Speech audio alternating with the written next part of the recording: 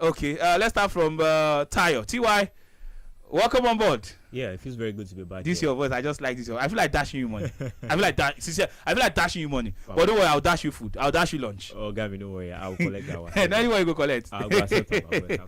Well, how do you feel? The Merseyside derby, it has ended. Liverpool couldn't get a goal against Everton. Everton that has been conceding. It seems like this has not been the kind of start they envisaged. Looking at how they finished last season, surviving relegation.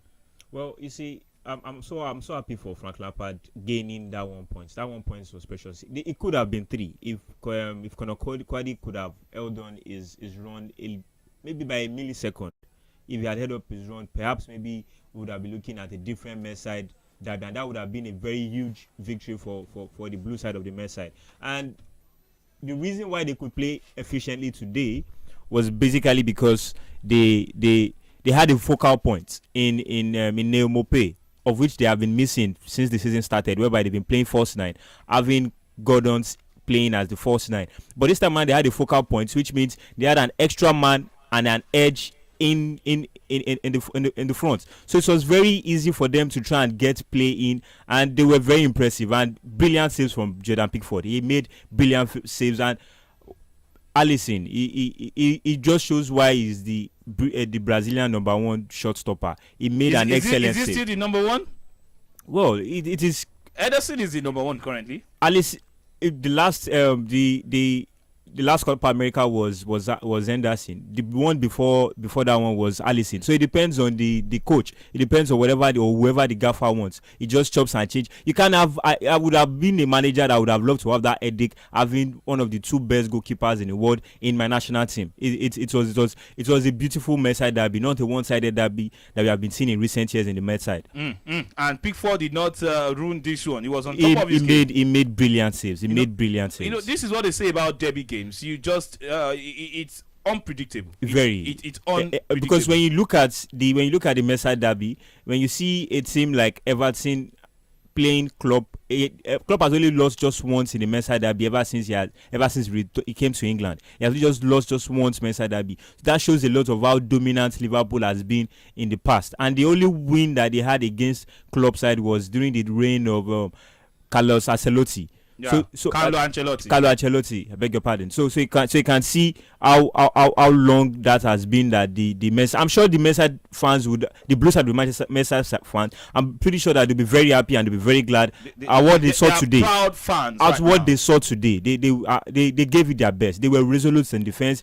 They gave everything they could, and today was not just their day. And let's see what happened in the next coming fixtures. Okay, let's see what happens in the next coming fixtures for both sides. Liverpool.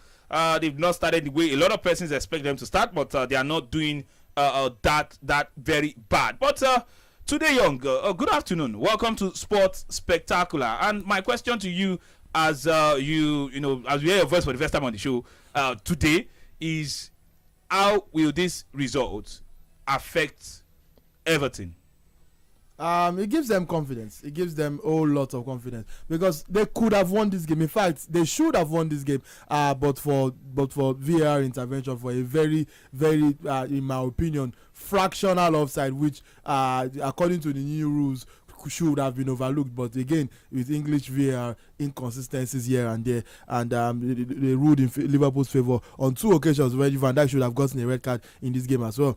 He got a yellow card, and VAR did not even intervene on that occasion. So for Everton, Tayo was mentioning Neil Maupay. Please, we can fight. Neil Maupay, I don't want to start the show angry, but Neil Maupay is not. You can't tell me Neil Maupay is not better than any other striker that they have currently in terms of having lost Calvert-Lewin to injury. They don't have a striker. Anthony Gordon has been playing the first 9, so it gave them that sense of belief that okay, they have someone up front. That's what I'm talking about. I'm not saying he's the best since jollof rice. I'm only just saying that he's not even the best after the fried rice you're eating for. That's what they say when they say is God when not God anyhow.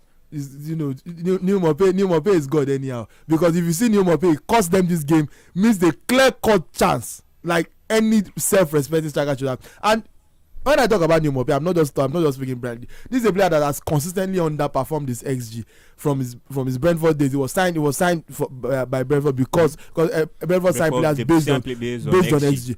He has very high XG, but he hardly converts, and they sign him in the hopes that okay, if you miss two, at least you convert you convert half at least. So that's been how he has been surviving at Brighton. That's why they started dropping him, because he was costing them games. Like he gets in good positions because his movement is good. As I said, he's always so high, but finishing is a problem, and that's for a striker. That's your bread and butter. That is where Danny Ings is far better.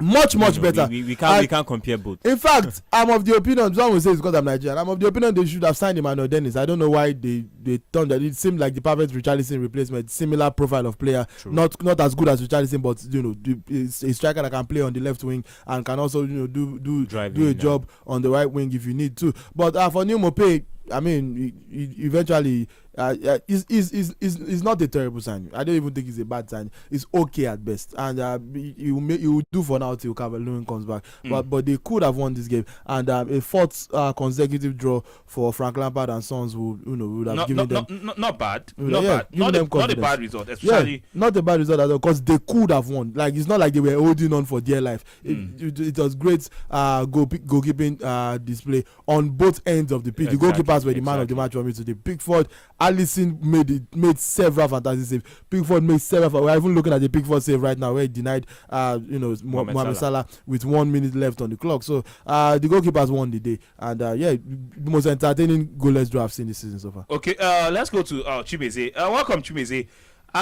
Since he mentioned the goalkeeper, I have two questions for you.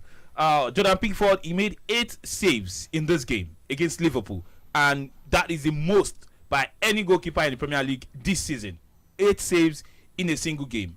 We know that Pickford on his day is a good goalkeeper, but he's prone to errors. On his day off, Pickford can cost you even your marriage. Okay, good afternoon, Triple, and good afternoon, everyone. Talking about the goalkeeper, like every other English goalkeeper, we know Pickford. When English goalkeepers, they have this tendency of when you hope them, when they get to that stage of their career, when the hype is so high, expect so much from them, they destabilize. And Pickford himself, like you mentioned, on a very good day, he can cost you your marriage. He has done it over and over. But today, he has cost you your marriage. Well, I'm not married. I wouldn't know. He has caused the Merseyside debut marriage on many occasions. But today, we saw him. He's too strong and made this, especially the last one. The way he covered, he took over. In fact, he was in charge. Not only making the saves, but he was in control of that defense. The shout and all of them are controlling defense very well. So it's a way forward for them. And I wasn't expecting anything from them in this game, but they've proved me wrong. I hope they can consolidate on this result and move forward. Okay, for Liverpool, where does this result leave Liverpool, especially looking at the fact that the injury troubles, injury worries, especially in that midfield of Liverpool, it's the weakest link for them. And Van Dijk, in recent games, he's been suspect. Even today, he's so fortunate not to have been sent off in this game against Everton. So, crisis in Liverpool? Sure, there is. And remember, they did a deadline transfer on that midfield. Atomelo, yes. an injury-prone player. Let's see how far they can go in the season. I believe that club, they have stayed for 4 consecutive seasons. They have paid their dues. So maybe I see a decline this season. And some people have said that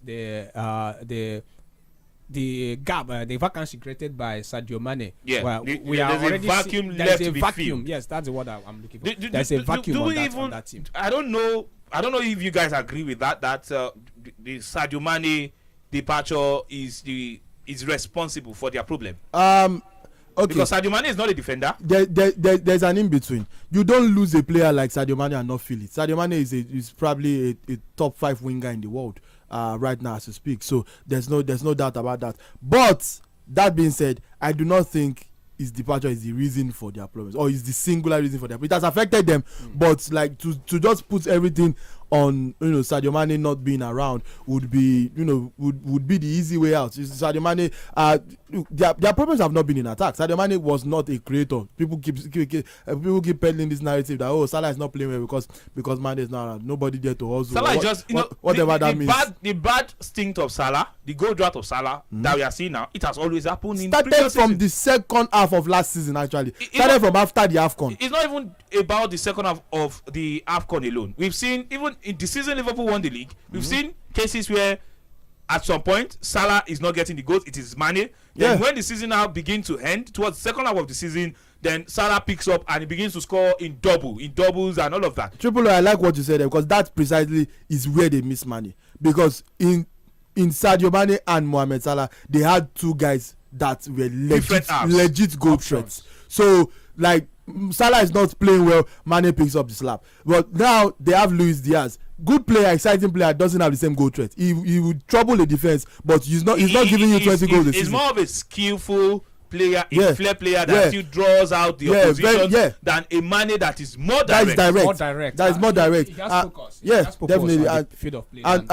And Diogo Jota, who probably some might even say has higher goal sense than Mane, is not energetic as Mane. Will not wear out defenders. He's more of a play on the shoulder of the defender and expect the balls in, expect the supply. So that's where the imbalance comes in. But in terms of overall, their major problem is the midfield. That was where I was going to. The midfield is the problem. When you look at the midfield options that they have, you notice that their best midfielders are those players who are in their 30s. You look at Henderson, you look at Milner, you look at Thiago, and you look at Fabinho. They are all in their 30s. How have they been? They don't have the legs to run any longer. The Keita that they bought in hope that he will be able to give that type of Gundogan, because he's that type of Gundogan player.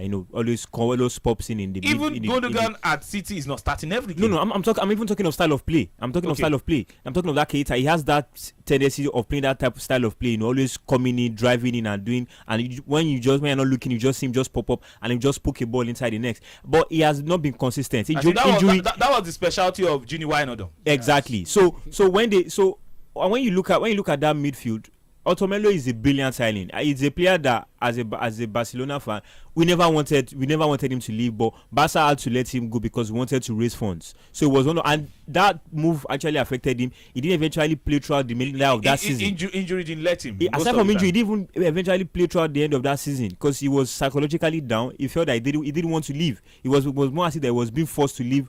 But it's a fantastic signing, and I'm just waiting for him to make his debut. So they miss that Thiago Silva. When you look at this game critically, they had two midfielders that were forward-oriented players. That's Elliott and Carvalho. They only left Fabinho in the midfield, and that was why they were open to counter-attack. That was why they were open. That was what gave Everton that belief that they could attack. Maybe that's the reason they lost to Manchester United as well. Exactly, because they didn't even use Fabinho. If Everton have had a better forward players. When I saw the lineup of Manchester United against Liverpool, I told my friends, I said, this is a sure bet. United are going to win this. It was very easy for me to make that prediction because when I saw what Ten Hag did, he used a certain Elanga in that midfield, whereby he will be able to run around, and Milner doesn't have that legs anymore.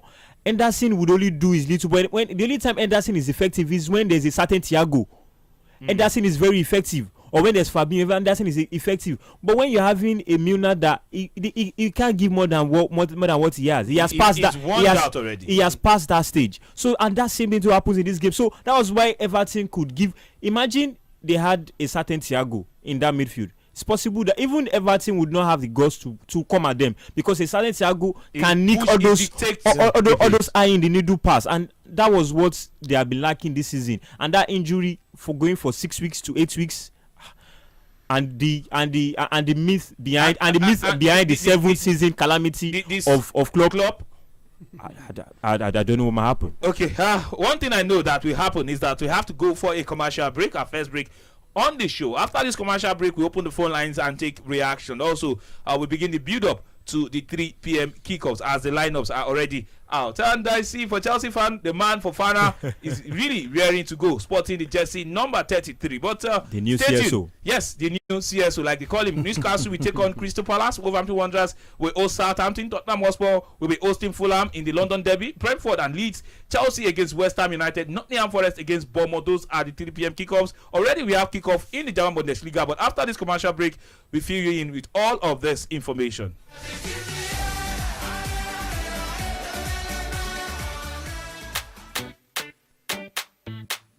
Oh yeah, yeah, yeah. Nobody wants to grow old with no money. No. Make your retirement a smooth journey. So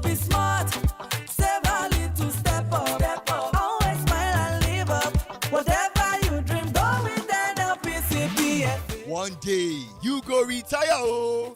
Make you know say the money wey dey your account for that your PFA no too small. If you move enter our side, we fit help you grow your money even more sef. Transfer to us now. Go www.nlpcpfa.com/account/transfer RSA to fill the form one time, or make you call us on 01 448 2780.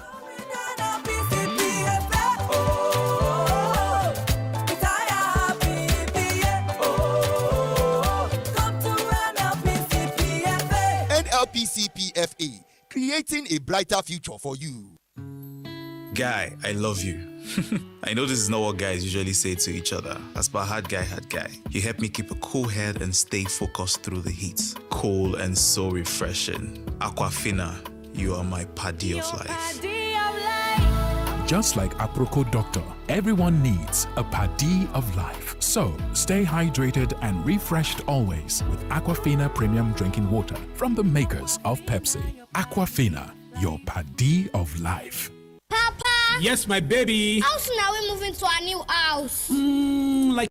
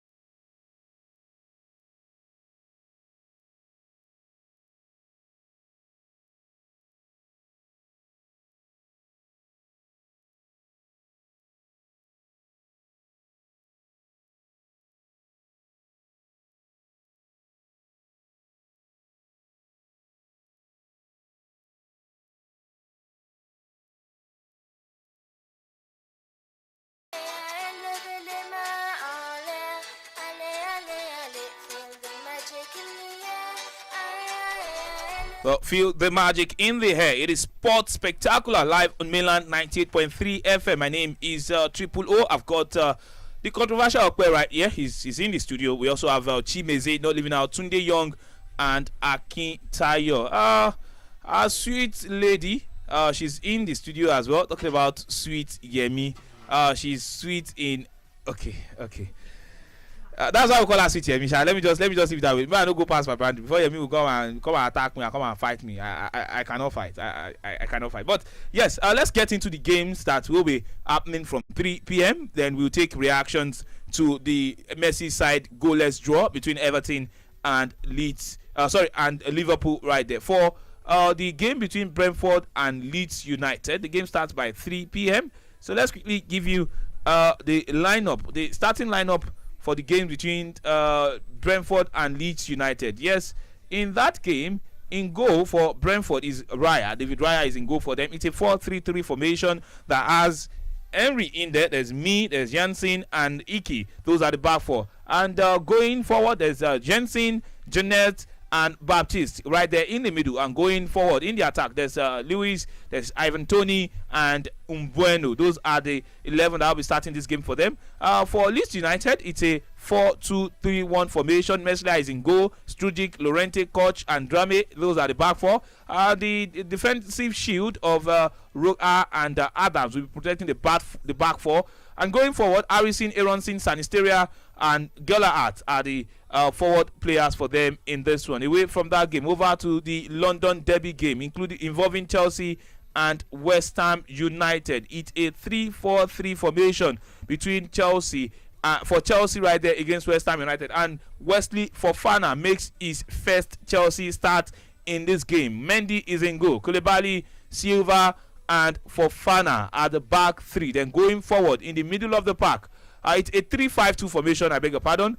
There's Cucurella, Kovacic, Gallagher, Loftus-Cheek, and Reece James. And in the attack, there's no Kai Havertz, but there is Christian Pulisic and Raheem Sterling. Yes, it's a 3-5-2 formation. Again, Koulibaly, Silva, and Fofana, the back three. The middle five, Cucurella, Kovacic, Gallagher, Loftus-Cheek, and James. Then Pulisic will partner Raheem Sterling in that one. Fofana sporting the jersey number 33. For West Ham United, it's a 4-2-3-1 formation. Fabianski is in goal. Emerson, Zuma, Kera, and Kufa. The defensive shield of Suchek and Rice are in the midfield right there as the defensive midfield position. Then going forward, they've got Fornals, Paqueta, the new guy they just got in the transfer market. There's also Jared Bowen and Mikel Antonio. Those are the 11 that we're doing justice to these two teams on the field of play right there. Between the game of Newcastle against Crystal Palace, let's start from the home team. Yes, Newcastle are with a 4-3-3 formation. Nick Pope in goal,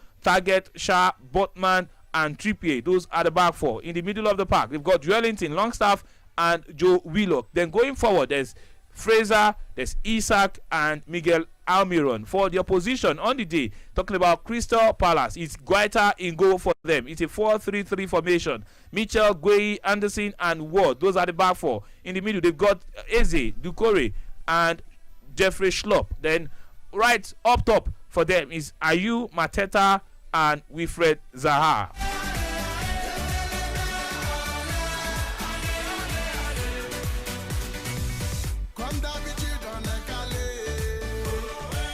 Okay, now over to the game involving Nottingham Forest and Bournemouth right there. It's a 5-3-2 formation between these two sides. Henderson is in goal for Nottingham Forest. The back five of Lodi, McKenna, Cook, Worrell, and Williams. I mean, when you concede 9, it's only normal to use 5-man defense to try and limit the concession of goals in that one. There's Lingard, Kouyaté, and Yates. Then going forward for them, they've got Gibbs, White, and Johnson. There is no place for Emmanuel Dennis nor Taiwo Awoniyi in the starting lineup for Nottingham Forest. Now, for the opposition side, AFC Bournemouth, Nottingham considered 6, Bournemouth considered 9. So it's the battle of the two poorest or the two most porous defense in the Premier League. For Bournemouth, they've gone with a 4-4-2 formation. In goal is Neto.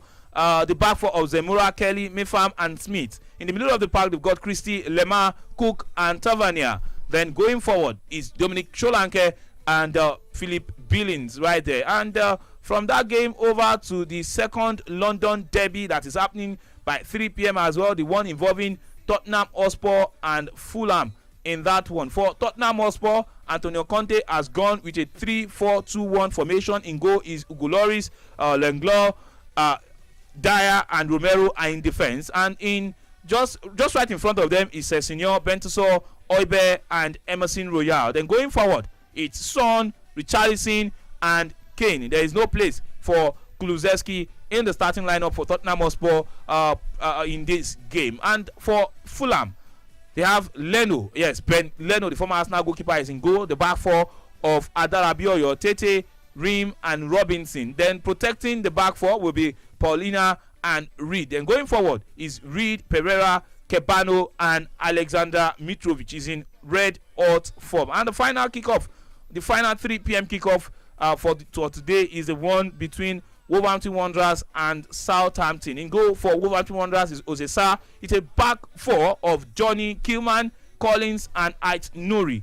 In the middle of the park, they've got Moutinho, Neves, and Matthias. And going forward, there is Podence sporting the jersey number 10. There's Kalazic, yes, the new signing of Wolverhampton Wanderers, not leaving out Pedro Neto, who was touted to be leaving Wolverhampton Wanderers for Arsenal, but that deal did not happen. For Southampton, yes, Joe Aribo starts for them, sporting the jersey number 7. Well, it's in goal for them is Bazunu, back four of Piraud, Salisu, Bella, and Walker Peters.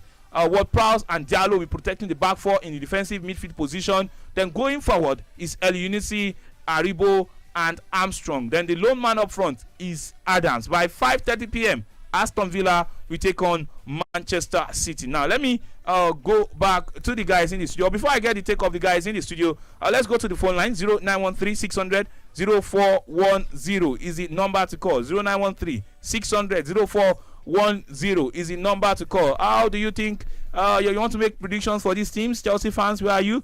And Liverpool fans, you want to give your reactions and your expectations to the games that will be going on in the Premier League. Also, we'll be giving you updates from other leagues as well. Let's take our first call on the show this evening. Hello, good afternoon. Amazing guys of Milan FM. Good afternoon. Yes, good afternoon. Your name and where you are calling from?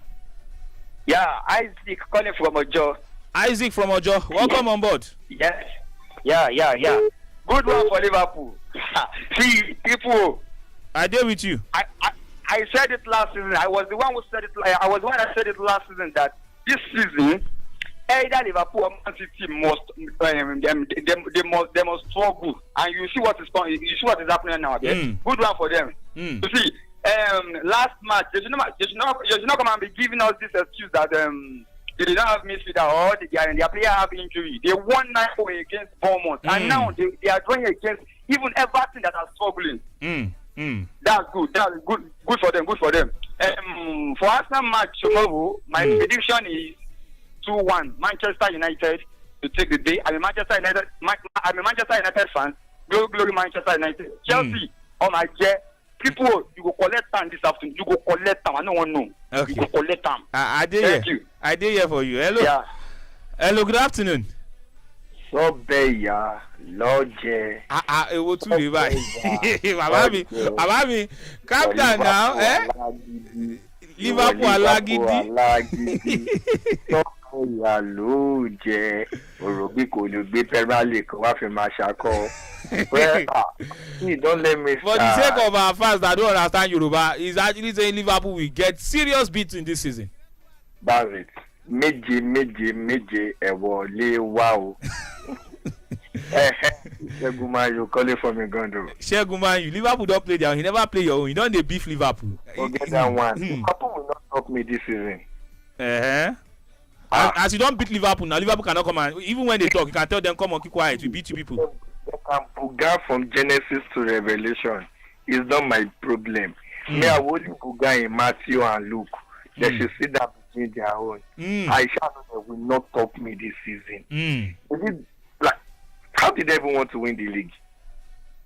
Is it they struggle to win Newcastle, struggle to draw Everton? They almost the game between Fulham was it Fulham? No, the game before this one. Newcastle United. Okay, that's the game. That match was a wuru. I wish I could see the referee that day. I would have collected his wage or his salary for that week or that month. Oh, wait, you go use that money to if you collect her. Say people know the orphanage home now. I'll give it to them. I'll tell them the referee was not capable to do the right thing. That's just the sincere truth. So you think Liverpool will struggle this season, irrespective of what happens? What is struggle already? Yeah, see, Tortoise is even better than them.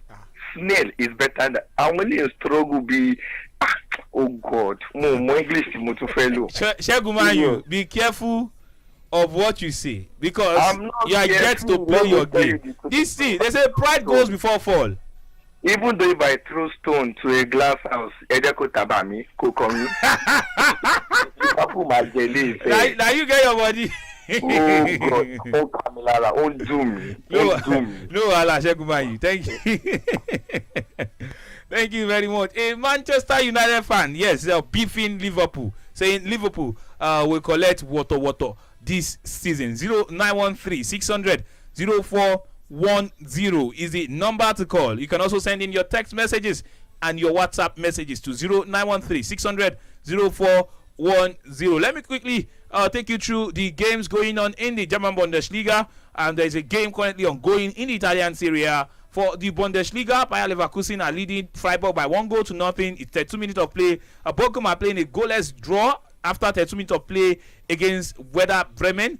Stuttgart at home to Schalke 04. It's 1-1 in that encounter. Union Berlin are currently playing a 1-1 scoreline against Bayern Munich. Union Berlin, of course, are playing right there at home in Berlin. And the goal that has just been scored, the latest goal in the German Bundesliga, is that of FC Cologne. They are playing away from home against Wolfsburg, and they are leading by 2-1 in that one. Eintracht Frankfurt and RB Leipzig will play later by 5:30 p.m. The game in Italian Serie A between Fiorentina and Juventus is at halftime right there. It's 1-1 between these two sides. Akazek Milik got the goal for Juventus in the 9th minute before Kwame got the equalizer for Fiorentina in the 29th minute. Still to come by 5 p.m. is a big one in the Italian Serie A. Yes, it is the Milan derby between AC Milan and Inter Milan. And later by 7:45, we'll see Lazio host Victor Osimhen's Napoli in that one. And in the Spanish La Liga, earlier today, the game between Mallorca and Girona ended 1-1. Real Madrid by 3:15. Yes, in a little around 11 minutes now, we take on Real Betis. Also, Real Sociedad will take on Atletico de Madrid. Real Sociedad, the new club of Sadiq Umar. We'll wait to see if Sadiq Umar will play a part in that one, but that game will come alive by 5:30. And the biggest one in Spain this weekend will happen later tonight, 8 p.m. as Lewandowski and friends will take on Sevilla in that La Liga late kickoff. That's FC Barca against Sevilla. Sevilla, the home team in that one. And not leaving out the Super Eagles B team, they will be taking on Ghana by 5 p.m. In the Abuja Stadium at the African Nations Championship to get a qualification ticket to the main competition in Algeria. Already, they lost the first leg in Cape Coast by 2-0 to Ghana. So they need to win by 3 unreplied goals. So whether 4-1, 5-2, 3-0, they just need to win by 3-goal margin against Ghana. I'm not sure if that will happen, but let's go back to the Premier League. We've seen 6 minutes at all centers. Guys, your reactions, your expectations, and your predictions. Well, I'll be expecting Bournemouth to at least maybe pull up a surprise. Bournemouth lost 9-0. No, they drew their last. They drew their last game.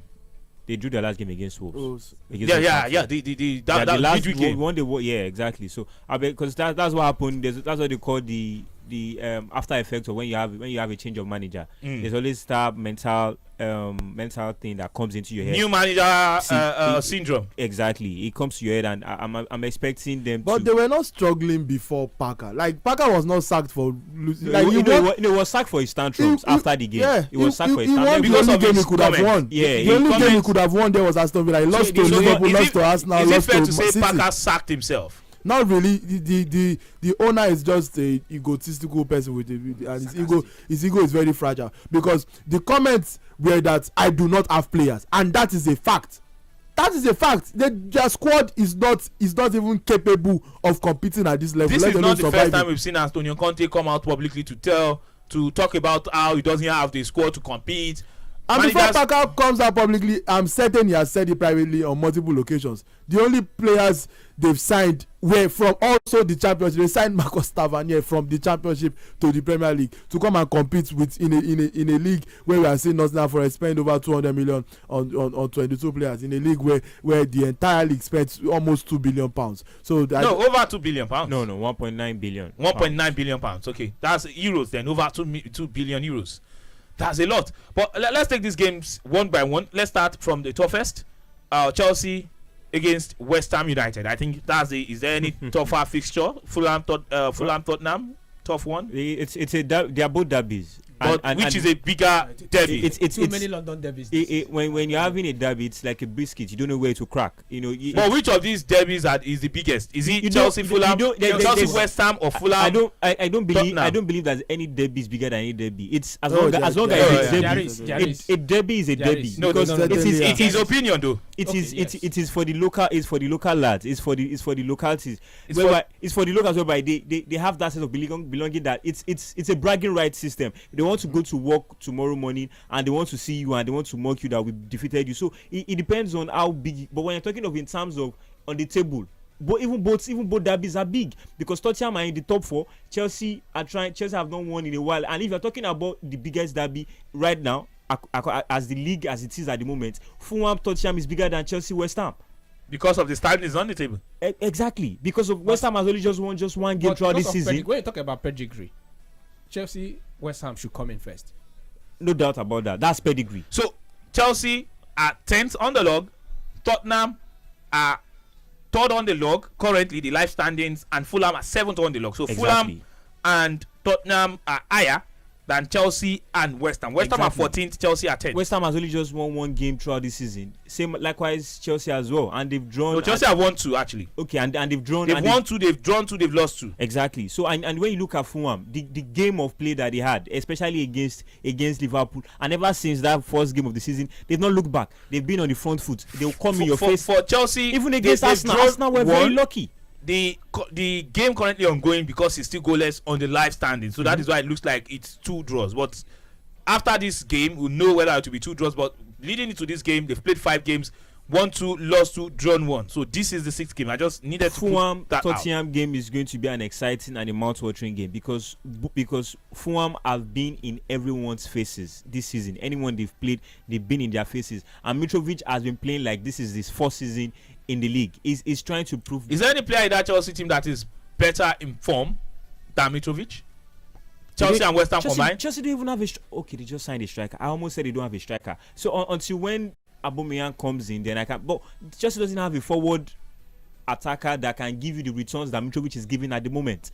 They don't have it, and we are still going to, and we will just have to wait and see till Ojakunkuni Aubameyang is a black market. We just have to wait till he performs, then we can judge him. Okay, you said that game between you said that game between Tottenham and Fulham is the bigger game, and yes, we could just be getting a confirmation from that center. 11 minutes of play, and once I get that confirmation, I'll let you know. Tottenham Hotspur, they seem to want to start a lot's work. Yes, it's confirmed Tottenham have taken the lead against Fulham. Maybe Akintayo's position about the Tottenham Fulham game being a bigger game, a bigger London derby game than the Chelsea against West Ham United, based on the standings and how these teams have started the season, has been justified. Tottenham, they've got their goal. We'll confirm the goal scorer for you. But before we go back to the phone lines, let me go to. Okay, I was asking you. So Tayo now. The game between Tottenham have taken the lead against Fulham. We'll confirm the goal scorer for you. Your prediction for that game? The first goal has gone in already. Well, that game, I was predicting an initial draw in that game, a goal scoring draw in that game. So the goals have started pouring in. So I was expecting this as well. So let's see what happens. happens in the next 30-20 minutes. Okay, the goal has been chopped off. like I said, drama at the new Tottenham Stadium. It's a mouth-watering game. It's a mouth-watering It's drama at the new Tottenham Stadium. The goal by Tottenham Hotspur has been chopped off. It's goalless. Yes, 12 minutes of play. Tottenham found the back of the net, but that goal has been chopped off. Yes, it's goalless at all centers in the 3 p.m. kickoff. So let's go to the Stamford Bridge, where Chelsea are currently taking on West Ham United. It's another London derby for Chelsea. They need to respond. They've responded in the transfer market. Now they need to respond on the field of play. And how best can they respond? Do you think that response will come? Do you think the signings, £271.1 million cumulatively spent in this transfer market, does he have pressure to Thomas Tuchel to deliver, or is just comfortable? I don't think. Yes, there's pressure. He's a Chelsea manager. Of course, there's pressure. Are you sure there's pressure? But he's always smiling with Todd Boehly. I think both of them are friends. There is pressure, but I don't think the pressure comes from the market, from the transfer spend, because this, if you think this is really the first summer that Tuchel has been backed. He won the Champions League in 2021, and wasn't he backed in his first full season where he got in Romelu Lukaku and Saul Niguez on loan? You win the Champions League and sign 2 players. He felt his team was capable. How do you wait?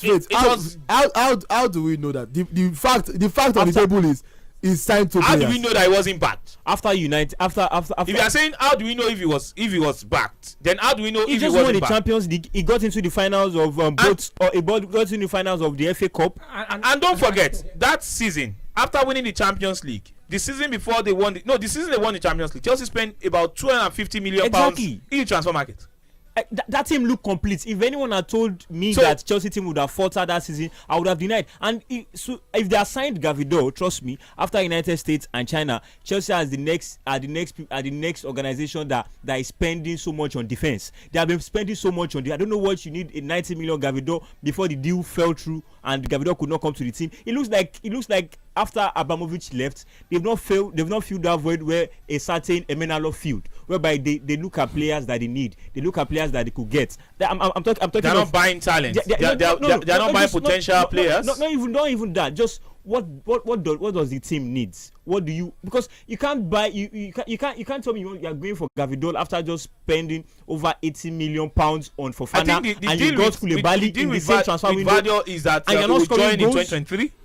The it has fell through. He has signed an extension. I'm talking of priorities. It's about priorities.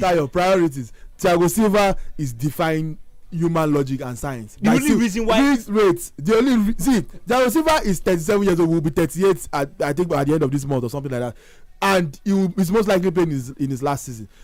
Koulibaly, the new signing, is 34 years old. So I totally understand wanting to sign Vardy, even though there's no space for him in the squad right now, and loaning him back to Leipzig to finish the season, and then coming in. A Vardy for Fofana partnership would be formidable. That they secure the future. And they can play for 6-7 years. Fofana signed a 7-year contract. Vardy is 21, so Vardy will also similarly. So Chelsea with that move, we're trying to shore up the future. The same thing with moves for Cesare Casadei, the Inter Milan midfielder, Omari Hutchinson from Arsenal, almost signed Arsene Zakaria, and if not that the FA blocked the move. We're linked to Anthony Gordon. There is a clear plan in the Boehly era, meaning we don't want to wait till these players are again. Sign them now that we can. If you overpay, yes, overpay.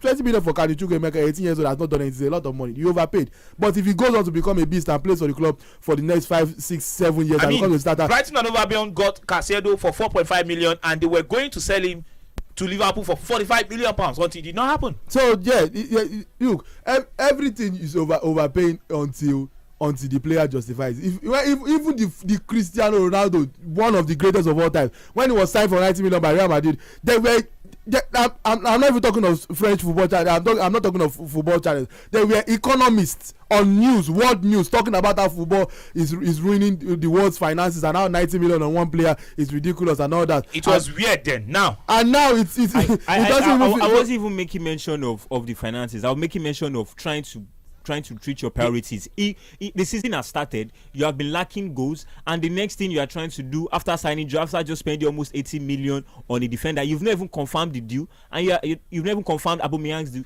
You are still trying to look for another defender, and you are still not scoring. What if they knew all along that the Aubameyang deal was going to happen? If they knew the Aubameyang deal was going to happen, why didn't the deal come earlier? Well, I don't know why as far as I'm concerned, this is a straw man argument. You are developing scenarios by yourself and arguing that scenario by yourself. Like, it's not like it's like for you, like you are arguing against the eventuality that Aubameyang did not happen. Meanwhile, Aubameyang has already happened. Aubameyang just signed after Chelsea could not after Chelsea keep on languishing on the 10th position on the table. I'm talking of trying to make how long has Aubameyang been linked to Chelsea? That's what for I'm saying. Almost 2 weeks. What was holding up the deal? Barcelona wanted 30 million. Chelsea didn't want to pay 30 million for a 33-year-old. You said 2 weeks. I'm talking of, you knew right from the season had ended. The season had ended almost 2 months ago, and you are telling me you know that you're going to allow Lukaku to leave. You know that you don't want to send Bora on loan, and you know that you need a striker. You are signing a Sterling. Sterling in his very good season, it will give you at least 20 goals. So are you saying Chelsea only needed a striker? There was no other positions to be filled. Until you sign a striker, you can't sign anybody else. I was only trying to emphasize. I was only trying to make emphasis. Liverpool didn't midfielder to sign Nunes. I was only trying to make emphasis on Chelsea were leaking in goals and they were not scoring up front.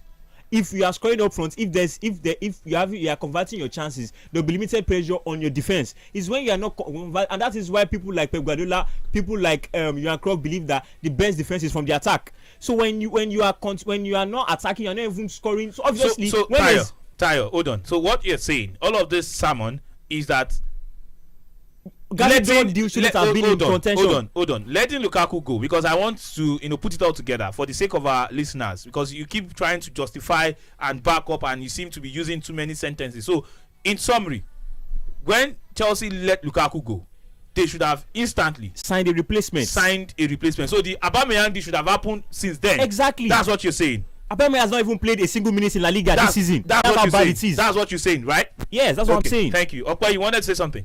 Yeah. I really don't understand the energy that Tayo brought to the studio today, but it's fine. He made a statement before we went on the other break, and he said Ojo Kukuni, Aubameyang. I really don't understand what you mean by Ojo. He said black market. If you look at because of deadline day. No, it has nothing to do with deadline. Aubameyang is not coming to settle in English football again. He was former Arsenal captain. He's proven. Listen. Calm down, Tayo. Sometimes you need to just calm down.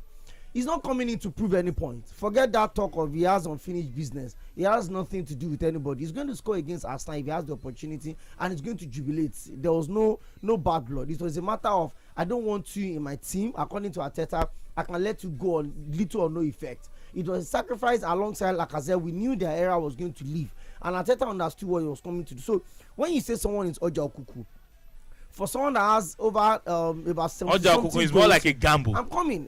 No, you cannot say Aubameyang is Ojo Kuku. You only say someone that is not been proven. Yeah, someone that is a gamble. No, listen, Tayo, calm down. He's the captain of his national team.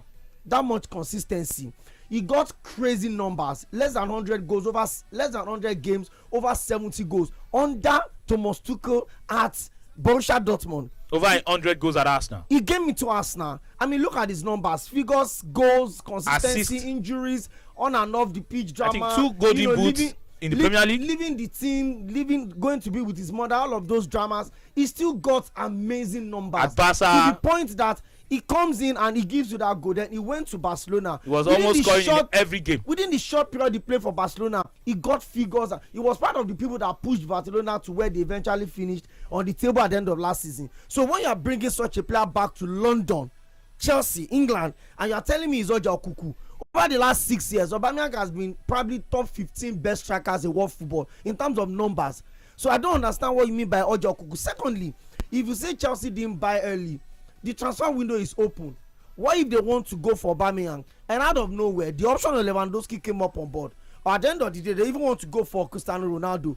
We knew that Aubameyang leaving Barcelona was dependent on so many other factors. So it's not like Chelsea went to hide Aubameyang in Barca that they can pick him anytime they want to. Barca need to tidy their own side of the deal before they allow Aubameyang leave. He was the highest goal scorer in the other side of the season for them. So they knew Lewandowski was coming, but then the issue about Memphis Depay was still hanging. Greenwood was still hanging, whether would register him or not. So they have to keep on to the player they've been able to register. So I really don't understand where this issue is coming from. I can choose to sign a Marquis signing on deadline transfer. I don't care as long as it clicks. Aubameyang is not coming to settle down in England.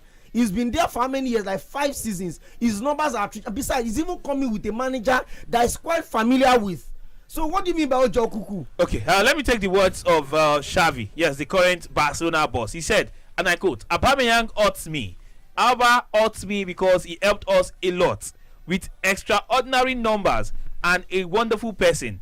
Alba was an example of on and off the pitch. He made a big difference if you look at his numbers, and as a person, he's a jewel. He was an example for the entire club and all the players. If you don't do well, the numbers, character, your manager can't say this about you. Forward, at Barca, what propels you, what sells you is your numbers. The numbers are to add up, and for somebody to get into Barcelona, and it was an instant hit for Barcelona. That's what he's saying. Of those like crazy numbers, it scores virtually every game. What Xavi is saying game, is maybe 0.9. If he had his way. If he had his way, he will keep him. Aubameyang was not going to sit on the bench for Lewandowski. Clearly, and Lewandowski was always going to start. Okay, let's hear from Chibese. Okay, still talking about Aubameyang. Forgetting his off-pitch issues in Arsenal when he left, you need to see. I think Arsenal is the only club he's been at that there was issues, because the coaches that have worked with him, except from Arsenal, yes, they've all been saying good things about him. Even Klopp had good words. In his earlier years, he was known to have disciplinary issues. In his earlier years, before he left Dortmund, I don't want. Even at Chelsea, they are already asking Thomas Tuchel, what does he make of Aubameyang's ride to the training camp? Why are you talking about his car? It's his money. The tribute. If you read what Arsenal player said when he left, you know that he's a jolly good fellow. Aubameyang, his numbers. And he didn't say bad things about Arsenal though, when he left. He didn't, and he can't. He said a gunner will always be a gunner. So he's not coming to he said he's not coming to prove anything. He's not a trial by error. He's not. He's coming to add to his numbers. Exactly. He's coming to add his numbers. So that's clear. I think Dayo's point was Chelsea needed a striker. They are not signed a striker. They are trying to sign a defender. Which I ask you again. First of all, if you from Lagos, Nigeria, all of us can see that this team needs a striker, and they're not, and you think they're not trying to get. So how much more the people that are actually there that are being paid? What I ask you is which striker could Chelsea have realistically signed other than Aubameyang that they turned down, apart from Ronaldo, which we all know why. United didn't want. I wanted Ronaldo, but we all know why Chelsea passed up the opportunity.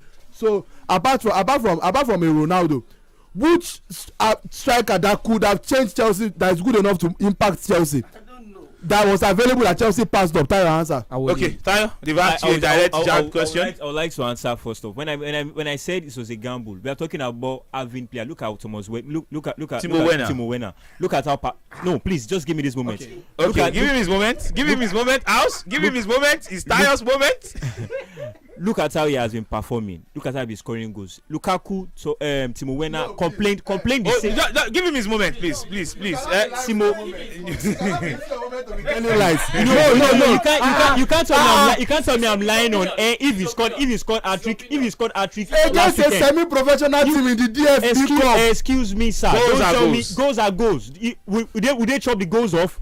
Why? Because they're not being paid. They are saying semi-professional. Did that same Timo Werner play in the EFL Cup in England? Was not playing in the EFL Cup. That's not even what I'm saying. I'm talking of the players saying that the system of Thomas Tuchel limited their freedom in trying to attack. It limited their attacking runs. That's what I'm talking. It was a setup problem. That was what I was talking of saying that it was a gamble of Aubameyang. I'm not doubting his ability. I'm talking of with the system, because of the Barca system he was playing. It was a very fluid 4-3-3 formation whereby Dembele, him, and Torres, they were swapping, and it gave him that fluidity up front. When he was playing in Arsenal, he started having problems because of. So you are Tayo. I wasn't doubting his ability. You are concerned about the setup, and now Aubameyang will fit it into that setup. That was my. I'm not doubt. It wasn't about his ability. I would be stupid to doubt his ability. You are not stupid. I would be stupid to doubt. I wasn't doubting. Okay, his answer ability. the question about Chelsea signing strikers. The reason why I said striker, look at Man City, for example. Man City signed Erling Haaland even before the season ended.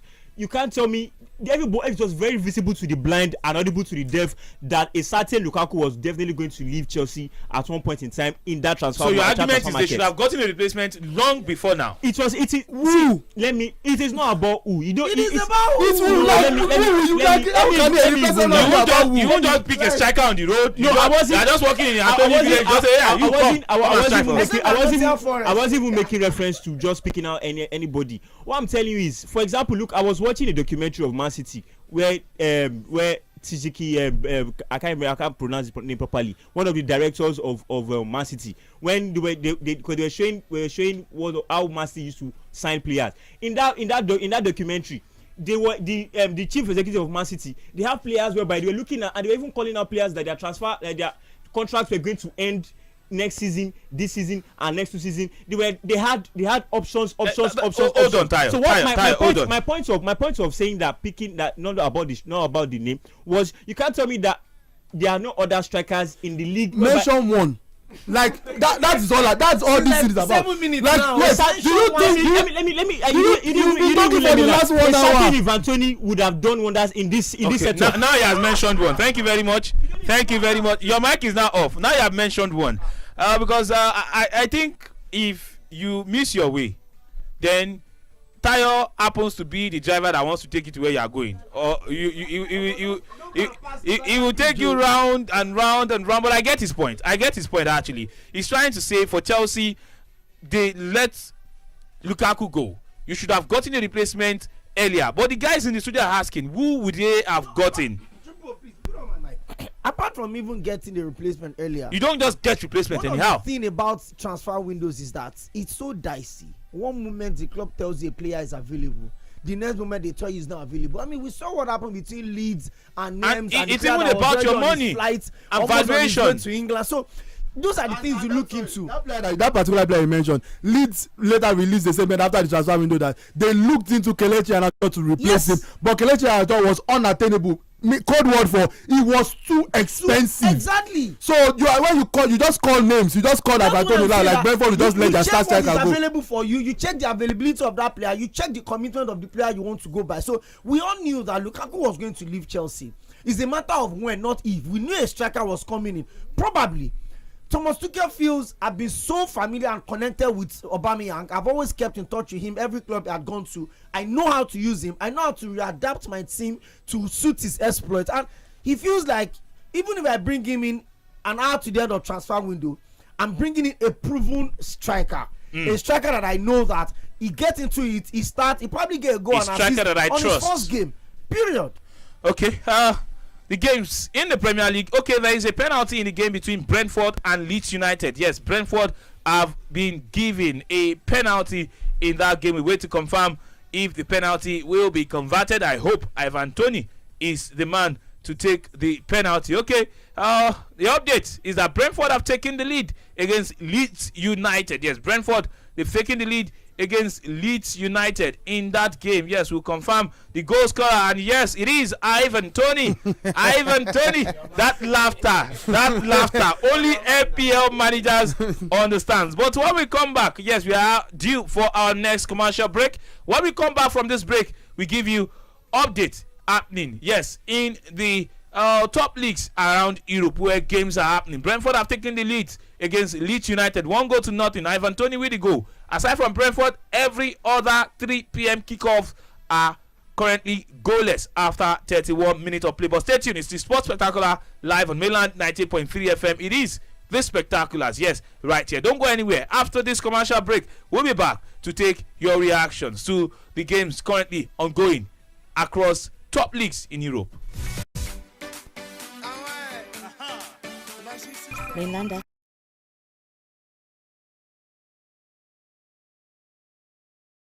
bears with you. and share good times together. Someone to always be there and encourage you to never give up. It's great to have that cool friend that you can always count on to get you going every day. The one you can call your paddy of life, like Aquafina Premium Drinking Water. Stay hydrated and refreshed always with Aquafina Premium Drinking Water from the makers of Pepsi. Available in over 35 countries, Aquafina goes through a 7-step filtration process, ensuring it's water you can always rely on. Aquafina, your paddy of life. Chinedu! Don't worry, Ma. He'll be home on time, just like his dad. I'm cooking their favorite jollof with Sonia tomato mix. They are here. Hey, is that jollof ready? Right on time. Your loved ones will always rush home for tasty meals prepared with Sonia tomato mix. It's so good eating together with a family. Yes, Ma. Sonia tomato mix brings you together. Proudly Nigerian. Oh yeah, yeah, yeah. Nobody wants to grow old with no money. No, no, no. Make your retirement a smooth journey. So be smart. Save a little step up. Step up. Always smile and live up. Whatever you dream, go with NLPCPF. One day, you go retire, oh. Make you know say the money wey dey your account for that your PFA no too small. If you move enter our side, we fit help you grow your money even more safe. Transfer to us now. Go www.nlpcpfa.com/account/transfer RSA to fill the form one time or make you call us on 01-448-2780.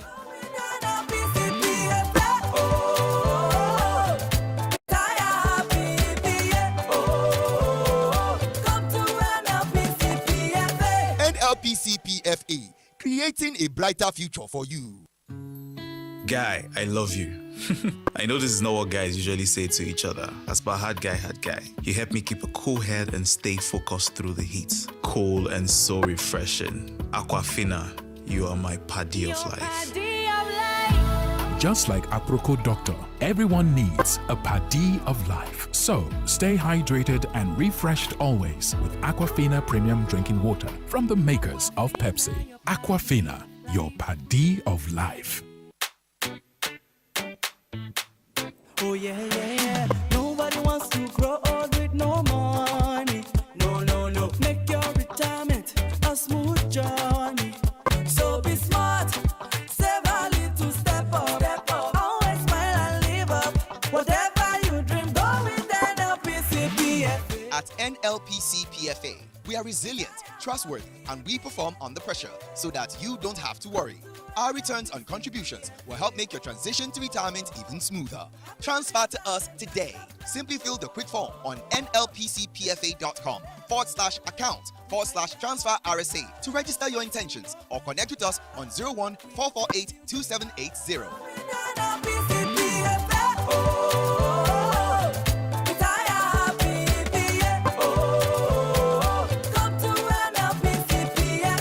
NLPCPFA, creating a brighter future for you. Guy, I love you. I know this is not what guys usually say to each other. As per hard guy, you help me keep a cool head and stay focused through the heat. Cool and so refreshing. Aquafina, you are my paddy of life. Just like Aproko Doctor, everyone needs a paddy of life. So stay hydrated and refreshed always with Aquafina Premium Drinking Water from the makers of Pepsi. Aquafina, your paddy of life. Mainland 98.3 FM. Don't touch the dial. 98.3 FM. Don't touch the dial. Feel the magic in the air. Love it in my all air. Feel the magic in the air. Love it in my all air.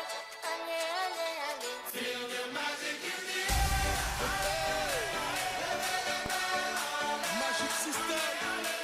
Everyone shout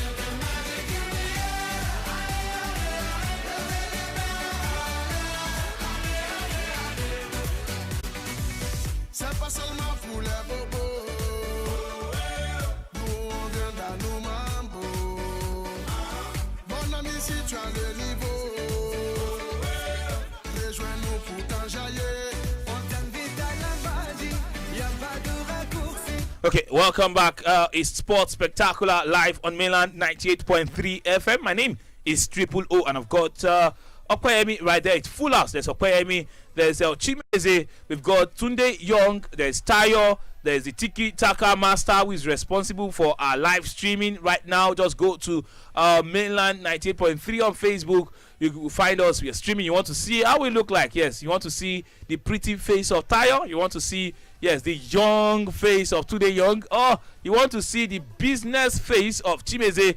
Or you want to see the controversial face of Okoyemi? Or is it the delectable face, the beautiful smile on the face of Odunayo Ruth Hassan? There's Sweet Yemi also, yes. She's also very much in the building. 0913 600 0410 is the number to call.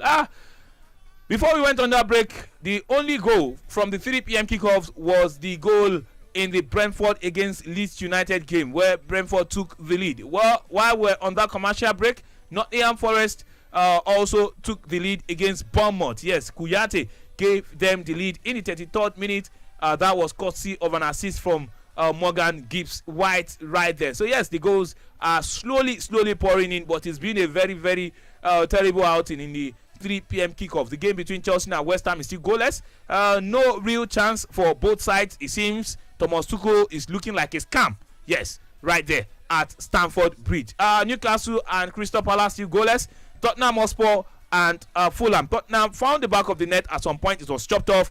Heung-min Son have struck the bar as well. Tottenham keep coming close. They have a corner. They've played 6 corners to Fulham's 1 right there, and they still goalless. For Wolverhampton Wanderers against Southampton, it's goalless in that encounter as well. All these games are in the 40th minute. 5 minutes left before the end of the first half. Now, guys, Chelsea West Ham, you've been looking at the game for a while. It's still goalless. It seems the Chelsea system is so confusing.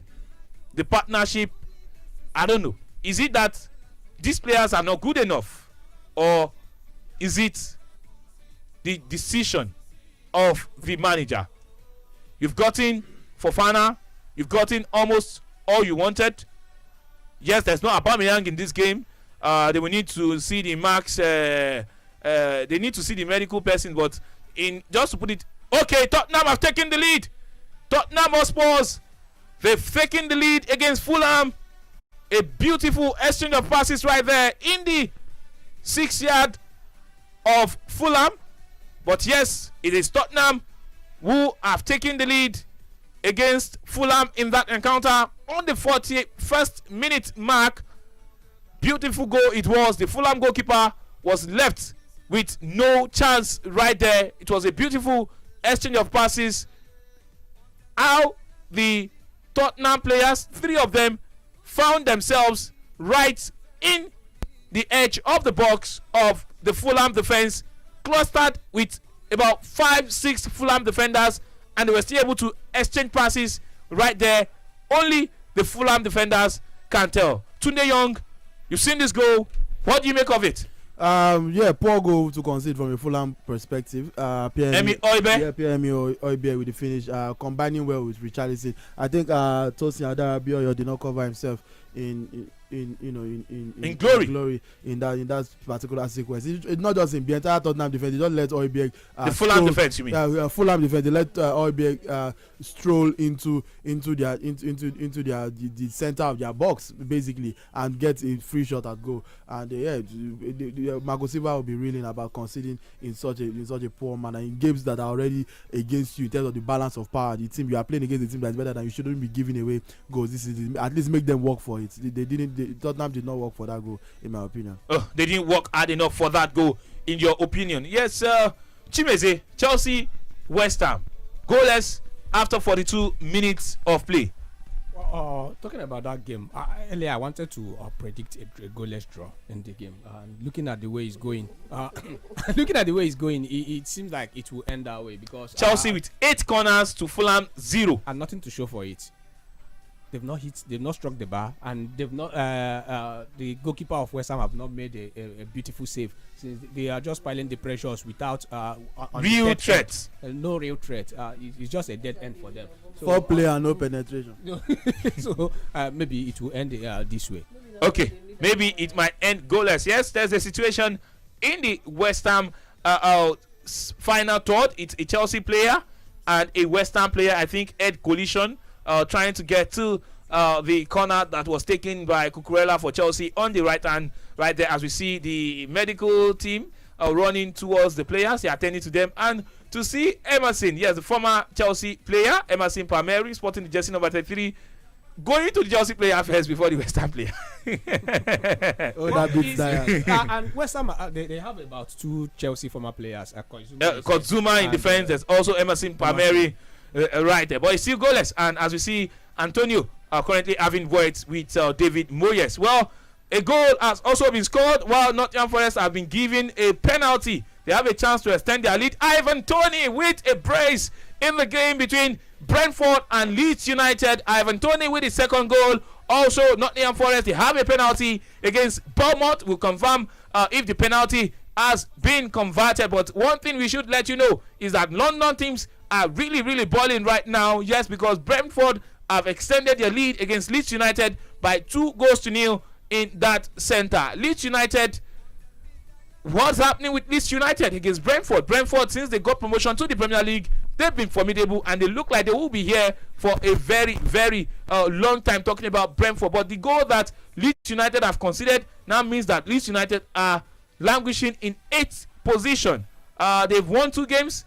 They've drawn 2, and they are currently losing their second game of the season. Okay. Talking about Brentford first, we saw a flash of their brilliance at the start of last season when they came to the Emirates Stadium and they defeated Arsenal by 2-0. I think the primary thing for most newly promoted sides are trying to stay up, which is always the key for the first season. Someone asked me that why would Nottingham Forest buy as much as 22 players and spend over £100 million? The same thing we saw Fulham did 2 seasons ago. Eventually they got relegated, and I said every single team that comes up, your priority is staying up. Yes, goals would differ. What Manchester City are focusing on certainly will be different from what Norwich City or Fulham or Brentford, for instance, will focus on. So the fact that Brentford stayed up last season gave them that balance, and you saw the way they came in this season. I knew when Tayo mentioned Ivan Toney as a Chelsea, I told myself, I said Brentford would rather sell their 10 starting 11 than sell Ivan Toney. That's how much they value that player. That's how much important he is to them. So there was never a time where there was anybody like whatsoever that showed it was going to be sold. So Brentford for me this season, they probably would not, get into the mix depending on how you look at it, but they will go beyond being banana peels, and they certainly will fancy that chance that, you know what, we've not done so badly in our first 6 games, 2 wins, 2 draws, 2 defeats, considering other teams that usually should struggle. So I think for them this season is going to be a different kind of season. They probably will not get relegated this season. Of all of the predictions I saw, I didn't see any major prediction thinking they will get relegated. So that is it for them. Nottingham Forest for me, a lot of people had made excuses with the fact that most of the players that got them promoted were loaned players and they had to go back to their parent clubs. But for a team 16 players actually, for a team that broke their transfer record about 6 times already this season, when they brought in Taiwo Awoniyi, it was a club transfer, it was a club record. They broke it again, brought Dennis, they broke it. They literally bought starting 22, not even starting 11. Yeah, and they needed every single one of them. Like my friend told me that if you wear soccer boots and original jersey and you pass Nottingham Forest Stadium, they'll call you and sign you. And that's how much they really know they need those players, because for them it is staying up. 26 years they've been away from the top flight football, and they feel they've deserved this opportunity. So they would sign. Hold your thought, okay? The goals are pouring in the final seconds left in the first half of the 3 p.m. kickoffs in the Premier League. Wolverhampton Wanderers have taken the lead against Southampton right there. Daniel Podence with that goal for Wolverhampton Wanderers. Also Brentford, yes, they've conceded 1 against Leeds United. Maybe the better way, the best way to go into the second half, as Sanisteria as half the deficit for Leeds United against Brentford. It's now 2-1 in that encounter. And also we have something happening in that game between Nottingham Forest and Bournemouth. Nottingham Forest have extended their lead to 2-0 via from the penalty spot. I beg your pardon. Johnson, the man that converted the penalty that was issued to Nottingham Forest. For that penalty had to be replayed over and over. VAR decision kept on going for like about 2-3 minutes, but eventually the penalty was awarded and it's been scored by Brennan Johnson, who gave the goalkeeper no chance as he slid the ball past the goalkeeper in the goalpost right there. So update from the 3 p.m. kickoffs. Brentford are leading Leeds United by 2-1. It's in the final seconds in that one. Chelsea, the game is at halftime. Chelsea against West Ham United. It's goalless at halftime. Both teams have been poor. There's been nothing really near a goal threat in that game. Both teams have been poor right there at Stamford Bridge. Newcastle United have also gone into the dugout with Crystal Palace. It's goalless at halftime. The game we are still waiting for the halftime whistle is the one between Nottingham Forest and Bournemouth, where Nottingham Forest are leading by 2-0. Also, Tottenham Hotspur have taken the lead against Fulham. It's additional 6 minutes, and they play just 3 of the additional 6 minutes in that one. Maybe Tottenham Hotspur are looking to add one more goal to their advantage, or just see the 1-0 go through as they go into the dugout for the second half. Also, Wolverhampton Wanderers against Southampton. The game is at halftime, and Wolverhampton Wanderers are leading by 1-0. Okay, back to you. Yes, talking about Nottingham Forest, like I said, I think the idea for them is just should we be concerned about our Nigerian contingent? Taiwo Awoniyi, Emmanuel Dennis. These days, they are not starting games. Well, the team is still taking shapes. Like you guys admitted the fact that there are about 16 players that brought them up had to leave. So it's a new focus for them right now, which is staying up. They brought quite a lot of players. And like Tunde said, you can almost put your money on the fact that 80% of those players, Cooper feels he needs them. He needs them to stay up, which is the priority. So at some point, Awoniyi will get his chance. Well, maybe not an out blow that you think you want to put your money on, but it could come close. Maybe 8 goals, 9 goals. You look at that Nottingham Forest side, they've got a lot of attacking minded players that can spread the goals around. Maybe you won't have one that will give them 15 or 17, but you can always be sure of those 9 goals, 11 goals, 7 goals in between like that. That could possibly or potentially keep them up. For Leeds, the survival of Leeds last season shows that their focus will not necessarily change.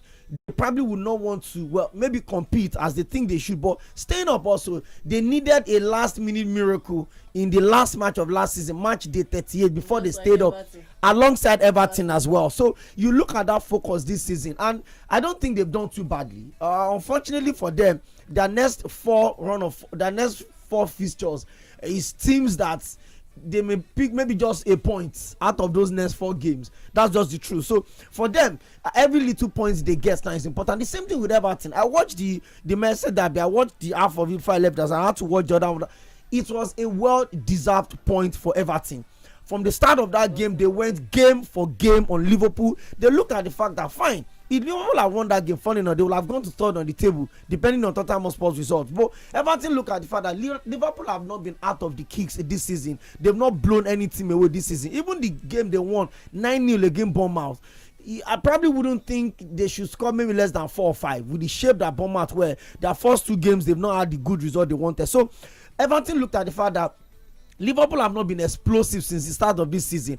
And for a team that lost to Manchester United were yet to win any single game before that particular match. And obviously, Man United were better. In the first 35 minutes of the game was almost done and dusted. So that was the advantage Everton went in, and they really took advantage of that fast. So this season is going to be a little dicey. I mean, you look at the composition of the table, 5 out of 5. Nobody expected Arsenal to get to this point. But then you look at their run from their preseason games against Nuremberg, against Chelsea, against Sevilla, all of those preseason games, they didn't lose any single one. So they got into the season without mojo, without vibe. And look at how far they're coming right now. But then somebody will still tell you that looking at Arsenal at the top of the table is like keeping an elephant keeping an elephant at the edge of the branch of a tree. You don't know how they got there, but you certainly know that they won't be there for long. That's just the simple truth. But then look at the next one of fixtures for Arsenal. Different this season. It's going to be really complicated for them. Now the Thursday conversation comes in Europa League. It changes the narrative. The Carling Cup is there. The FA Cup is there. And they probably will not want to, in their mind, thinking they can compete for the Premier League this season. But somehow they'll ask themselves, we are top of Manchester City. We're yet to lose a match. we play Manchester United. Somewhere in between, big games are coming.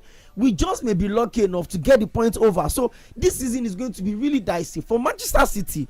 I told a friend of mine yesterday afternoon, I said, Brad Allen is the clique that Pep Guardiola needs, and in the next 2 seasons, if he doesn't win the Champions League, they should sack him and jail him. Okay, that's exactly what I said. Okay, yeah, we can let you go on and on and on, but we are due for our next break on the show. Yes, let me quickly take a rundown of the scoreline in the German Bundesliga. We already gave you that of the English Premier League. It's halftime at all the 3 p.m. kickoffs in the Premier League. Chelsea still playing a goalless draw right there. Wolverhampton Wanderers leading Southampton by 1-0. Tottenham also went into the dugout with a 1-0 advantage over Fulham. Nottingham Forest leading Bournemouth by 2-0. Goalless affair between Newcastle and Crystal Palace, and Brentford leading Leeds United by 2-1. Ivan Toney with a brace in that one. In the Bundesliga, 60 minutes, Bayer Leverkusen, they are losing at home to Freiburg by 1-2. Also 64 minutes in the game between Werder Bremen and Bochum. Werder Bremen away from home playing a goalless draw after 64 minutes. 58 minutes in the one between Stuttgart and Schalke 04 is still 1-1 in that one. Bayern Munich, they are still playing a 1-1 draw against Union Berlin. 63 minutes of play in that one. And FC Cologne, they are thrashing Wolfsburg by 3-1 after 63 minutes also in that one. Still to come by 5:30, Eintracht Frankfurt against RB Leipzig. In the Italian Serie A, Juve might just be ending this game on a draw because it's 1-1. Yes, it's 1-1 between Fiorentina and Juve. And we are in the 93rd minute for the Dutch Eredivisie. Yes, the game between Ajax and Cambuur has started. It's 23 minutes in and it's still goalless in that one. In the La Liga, Real Madrid are currently playing 1-1 against Real Betis. When we come back after this break, we give you the players on the field of play for both Real Madrid and Betis. Also, reactions to the Premier League 3 p.m. kickoffs and what to expect later tomorrow when Arsenal will take on Manchester United at Old Trafford. And also, yes, reactions to the deadline transfer markets dealings right there. But it's still Sports Spectacular live on Mainland 98.3 FM with the Spectaculars. My name remains Triple O, and we'll take this break. When we come back on the other side of 4, we'll be getting into the thick of the action. Don't go anywhere. It's Sports Spectacular and it's live. It's on Mainland 98.3 FM.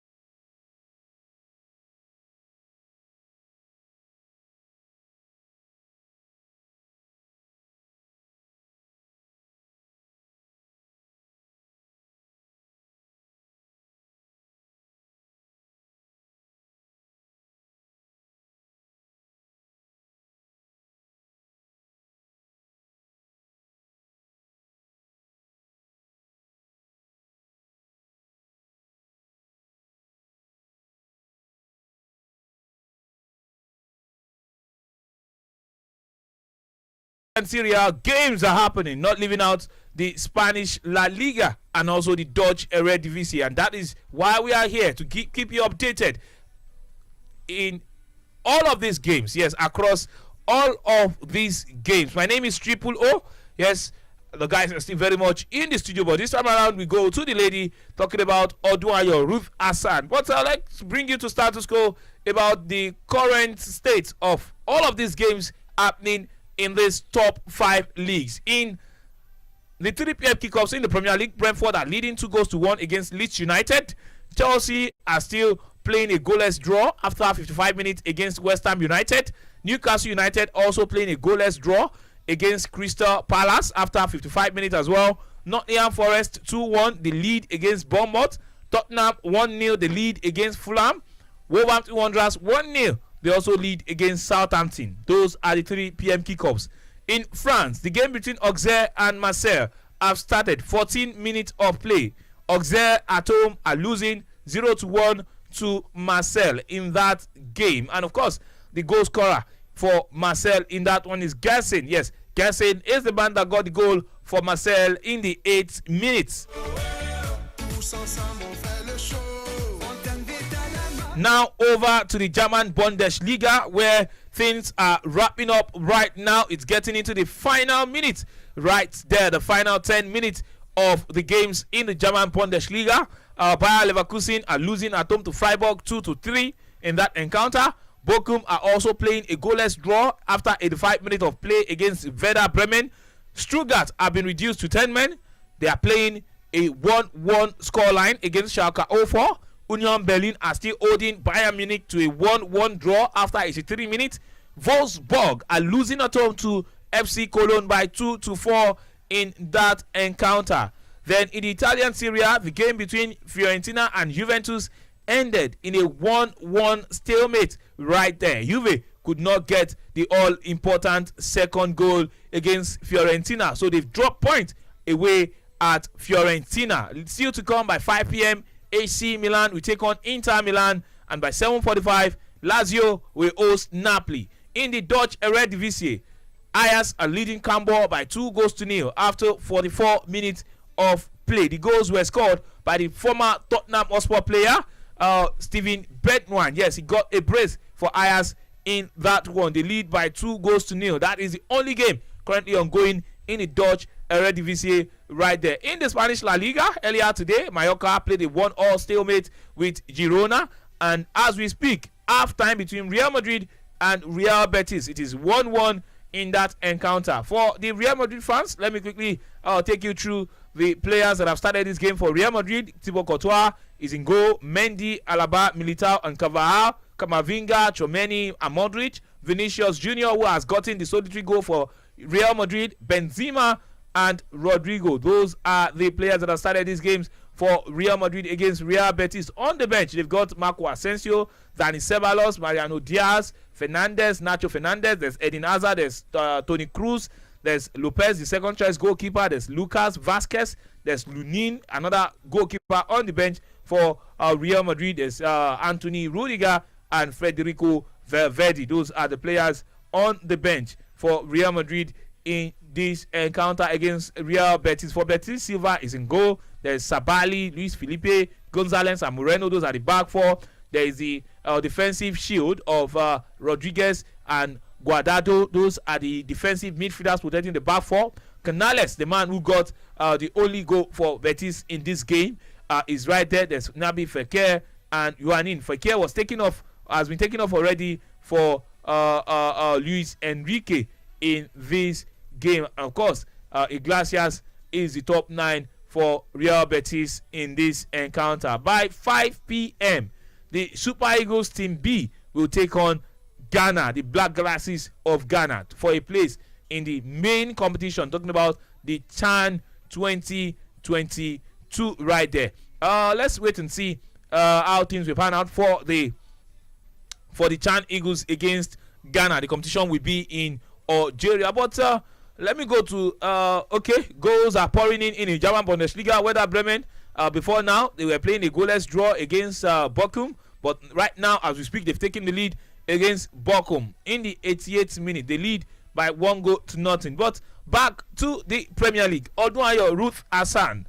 Well, before I get your take, Brentford seem to they are very close to getting the goal right now. They seem to be doing something dangerous in the final third of Leeds United. We'll confirm once that goal has been scored by Brentford, or if that chance has been taken by Brentford or not. But back to you, Odunayo Ruth Hassan. What do you make of the 3 p.m. kickoffs, especially Chelsea still playing a goalless draw against West Ham United after 1 hour of football?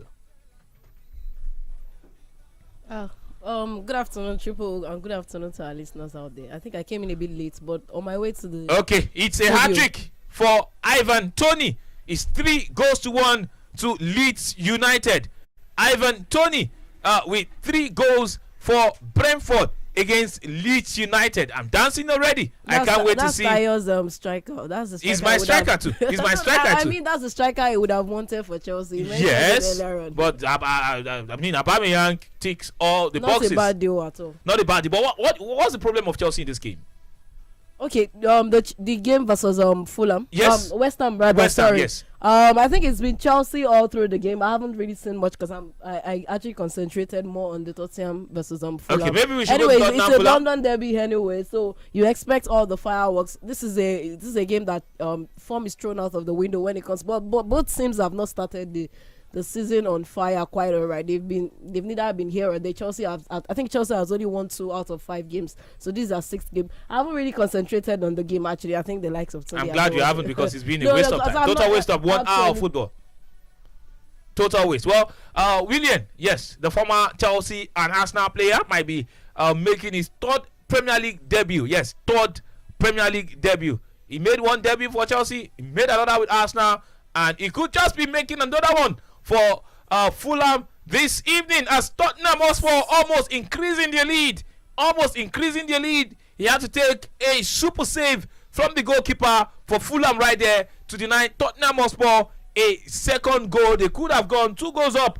Yes, they could have gone 2 goals up. I think for all the good things that Fulham has done in their first 4 games of the season before the Arsenal, first 5 games actually before Arsenal against Arsenal as well. I think that was their 5th game. For all the good things they've done this season, you can look beyond Ben Leno. Yes, they started the season quite well.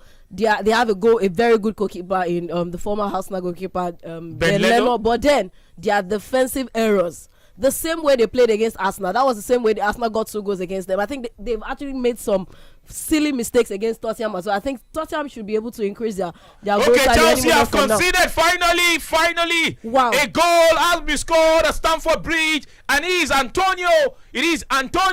Yes, Mikel Antonio has given West Ham United the lead against the Pride of London. No, their pride has been shattered right about now, because there's nothing regarding pride when it comes to Chelsea as we speak. Currently, as we speak, is it Antonio or Zuma?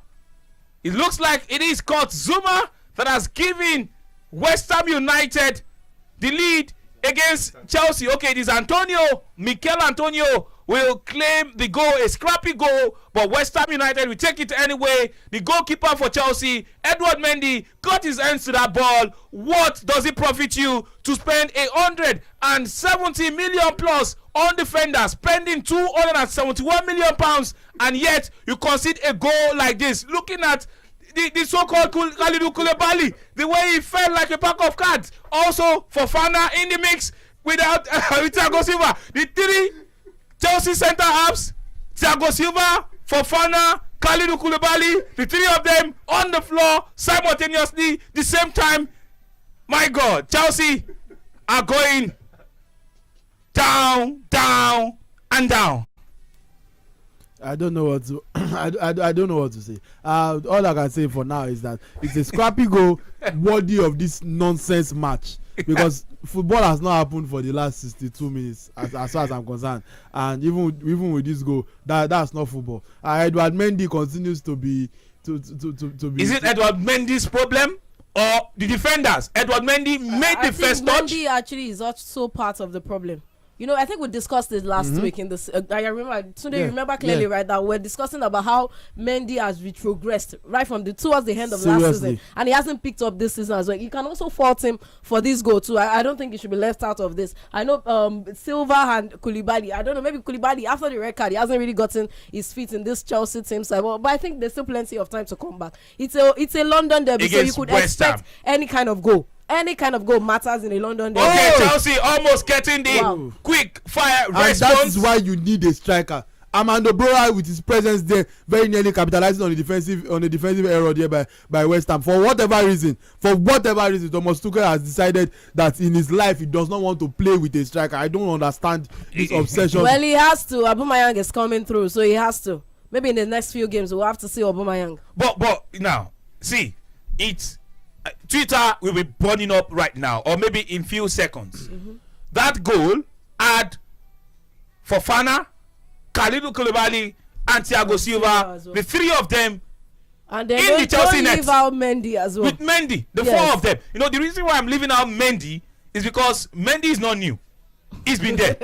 That's so true. Thiago also has been there, but Thiago Silva, 75 million, whichever way you want to put it, plus add-ons. Well experienced defender as well. Thiago Silva is you are calling for Fofana's price for no, I mean I was going to mention Fofana's name. Of course, Thiago Silva did not cost that much. But he's experienced. See that picture, just take it. I'm waiting. I trust Premier League photographers. It is a proper like material to throw Chelsea. All of them on the floor simultaneously, the same time. In fact, in the Chelsea net. The annoying part about this was, I think that's West Ham's first corner. Chelsea had 10 corners and no single goal threat. Even with these big men, with Pulisic is not tall. Koulibaly, Thiago Silva, and Fofana are all big centre halves. They are busy falling inside the Chelsea net. That's what is happening. Okay, Bournemouth have drawn level against Nottingham Forest. It's 2-2 in that encounter. Yes, Nottingham Forest, they ran up to a 2-goal advantage. But as we speak, it's 2-2 between Bournemouth and Nottingham Forest. Philip Billing scored the first goal for Bournemouth in that one in the 51st minute. And Dominic Solanke, a former Chelsea player, getting the goal for Bournemouth. It seems every player attracted to Chelsea now just look at the indecision amongst the Chelsea forwards. They seem to be losing it. Thomas Tuchel seem to be losing it. He seems to be the most confused manager in the Premier League right now. Tottenham Hotspur almost increasing their lead. Heung-min Son on this occasion. Ben Leno coming to the rescue of Fulham again. If Fulham are going to stay up this season, I think Leno is going to be massive for them. He's been massive in their first 5 games of the season. He's done so well in this game versus Tottenham. This is the problem with teams that try to play from the back. When you try to play from the back, you have to get defenders that are comfortable on the ball, that can play under pressure. Fulham, out of nothing, they were in possession. They were not under threat. It should have been a second, but also kudos to Adara Bioyo, who was so quick to inconvenience Heung-min Son, narrowed his options, and the strike from Heung-min Son took a deflection from Adara Bioyo before the goalkeeper Ben Leno had a chance to parry that ball away. But for Chelsea, they are losing. It's 68 minutes of play, and it's Chelsea 0 at Stamford Bridge against West Ham United. It could be Chelsea's third loss of the season. Chelsea so far, they've been underwhelming. Is a word too nice to use for Chelsea. Underwhelming is a word too nice to use for Chelsea. They've been more than underwhelming. But what's the problem? Because you are buying players. Is the solution to Chelsea's problem in the transfer market, or is it about the manager? I'm putting it all at the manager's feet right now. The nonsense that we have witnessed for over an hour. This is not football. I put it at the manager's feet. There's no question. These players they are also not blameless, but they are not as bad as Tuchel's system is making them look. This is ridiculous. This is a squad that can realistically compete for the league title, and they are about to lose the third game in 6 attempts. So I don't know what else to say. What does it profit you as a Chelsea Football Club playing against West Ham on a day like this to have played 521 passes and only 1 shot on goal? 521 passes, 1 shot on goal. Because the manager prioritizes meaningless possession over actual penetration and hurting your opponents, because Chelsea have been too comfortable just passing the ball around outside of their opponent's box and displaying patience that doesn't make any sense. I don't understand how Thomas Tuchel can set up a team like this and watch what we are seeing and be okay with it. You watch that travesty of a first half, went into the halftime break, and they came out with exactly the same mentality. There was no change in personnel. There was no sense of urgency. There was no. You cannot look at the players and say that okay, and now Kai Havertz is about to come on. Like Kai Havertz is someone to be afraid of. But then who do you bring on board? Aubameyang is not going to play this game. He's probably going to go on and score now, because I've said that, because I'm always the jinxer. But Kai Havertz is not somebody that you will be scared of if you're a West Ham. Now let's even look at the bench for Chelsea. Let's look at the bench. They've got Hakim Ziyech.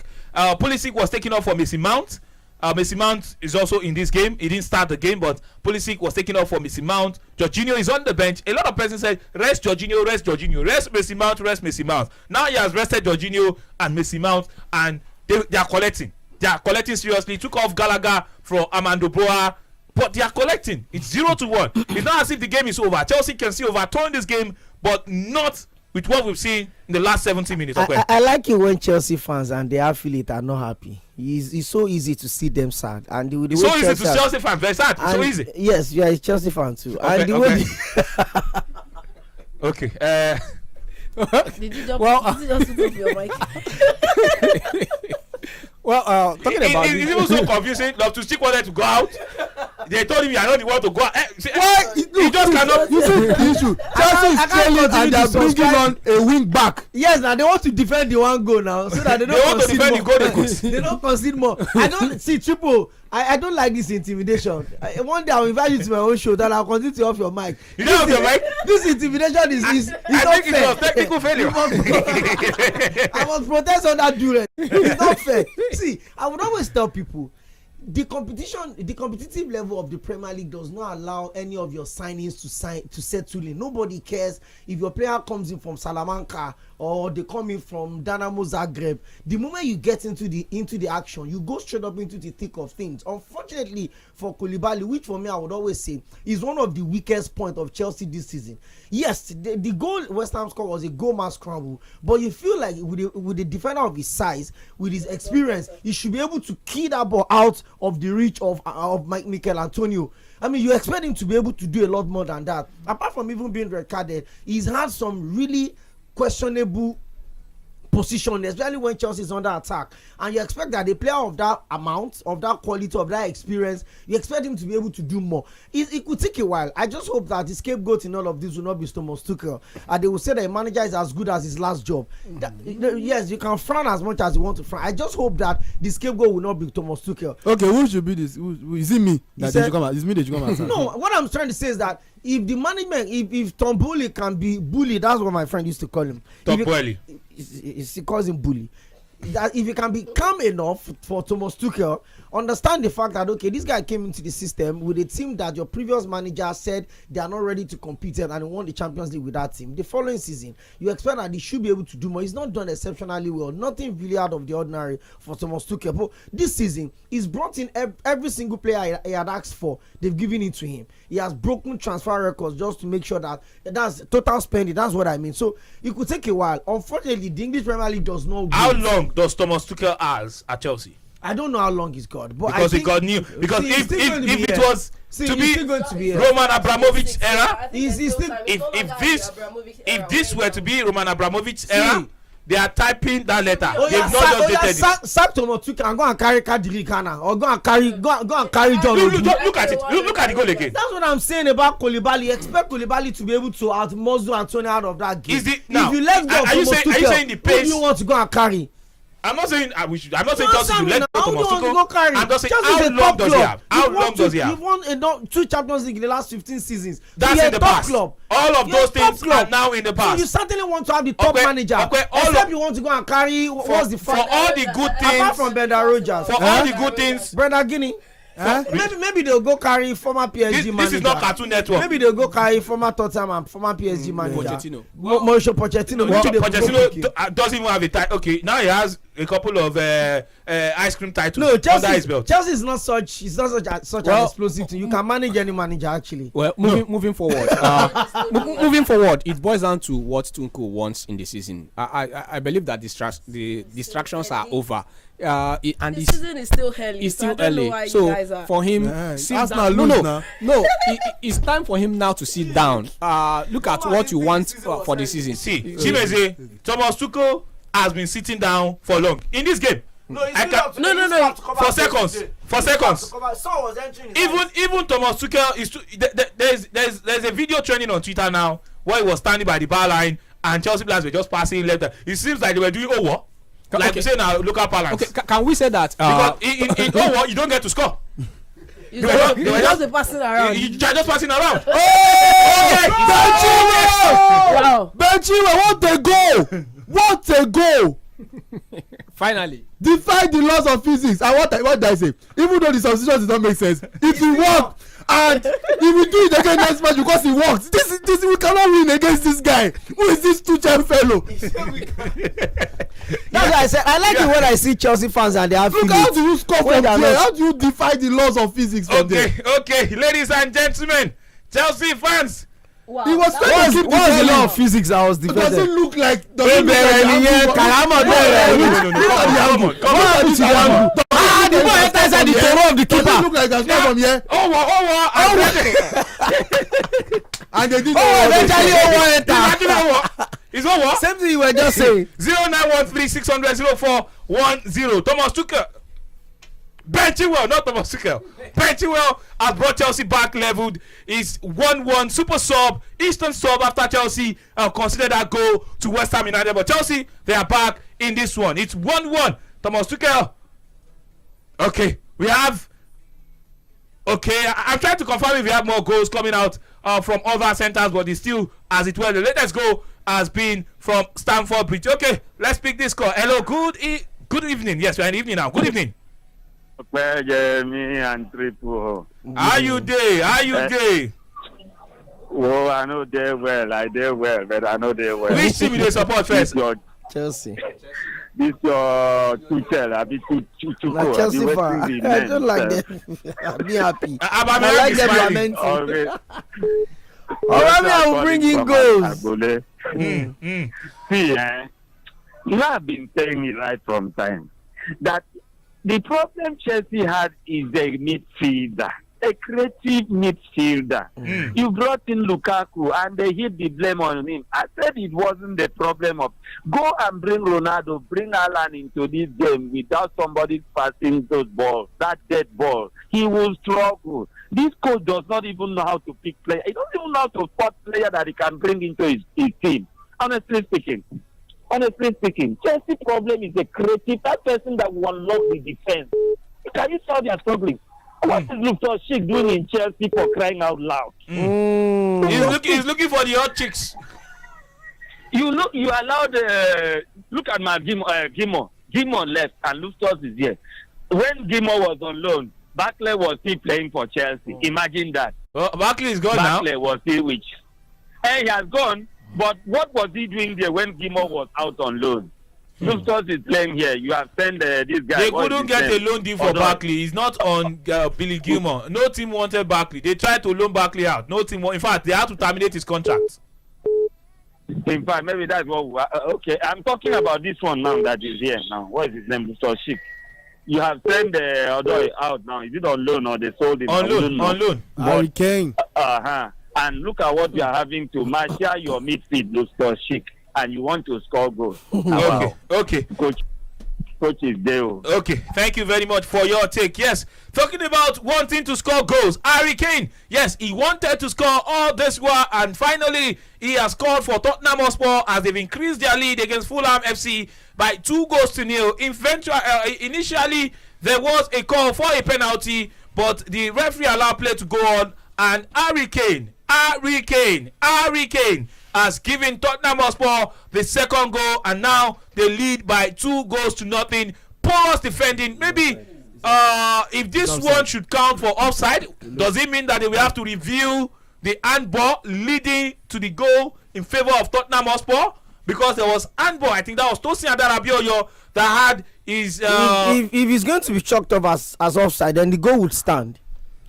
It doesn't look ahead of the ball, though. It doesn't look ahead of the ball. It looks like he's on the same line with the Tottenham Hotspur player that passed the ball out to Harry Kane. So we are still waiting for VAR confirmation right there. Let's go back to the phone line. 0913. See the way everybody change position. Okay, 0913 600 0410. Hello, good evening. Okay, the goal is official. It's 2 Tottenham leading by 2-0. Harry Kane, welcome on board. Okay, amazing guys of Mainland FM. Good evening. Good evening. Welcome. Your name? Yeah, Isaac calling back from Papa Yemi, the controver. Oga Mitali. Good evening, sir. Oga, well done. Are you there, Isaac? Yeah, I'm there. Okay, it's because you want to beef. That is why your network is doing yama. Hello, Isaac. Maybe Isaac will need to call us back. Okay, please try to call us back. Preferably, maybe you need to change your location. And if you are at the viewing center, if you stand up there, sit for your seat, you go and find a place and somewhere else to sit. But 0913 600 0410. Chelsea coming close again to getting the second goal. Delightful cross from Raheem Sterling, looking for Mason Mount. But the goalkeeper of West Ham United doing justice to that. The quickest to react to that one, Lucas Fabianski, former Arsenal goalkeeper. Hello, are you there? Okay, do well to call us back. You can also send in text messages and WhatsApp messages. 0910 600 0910. Okay.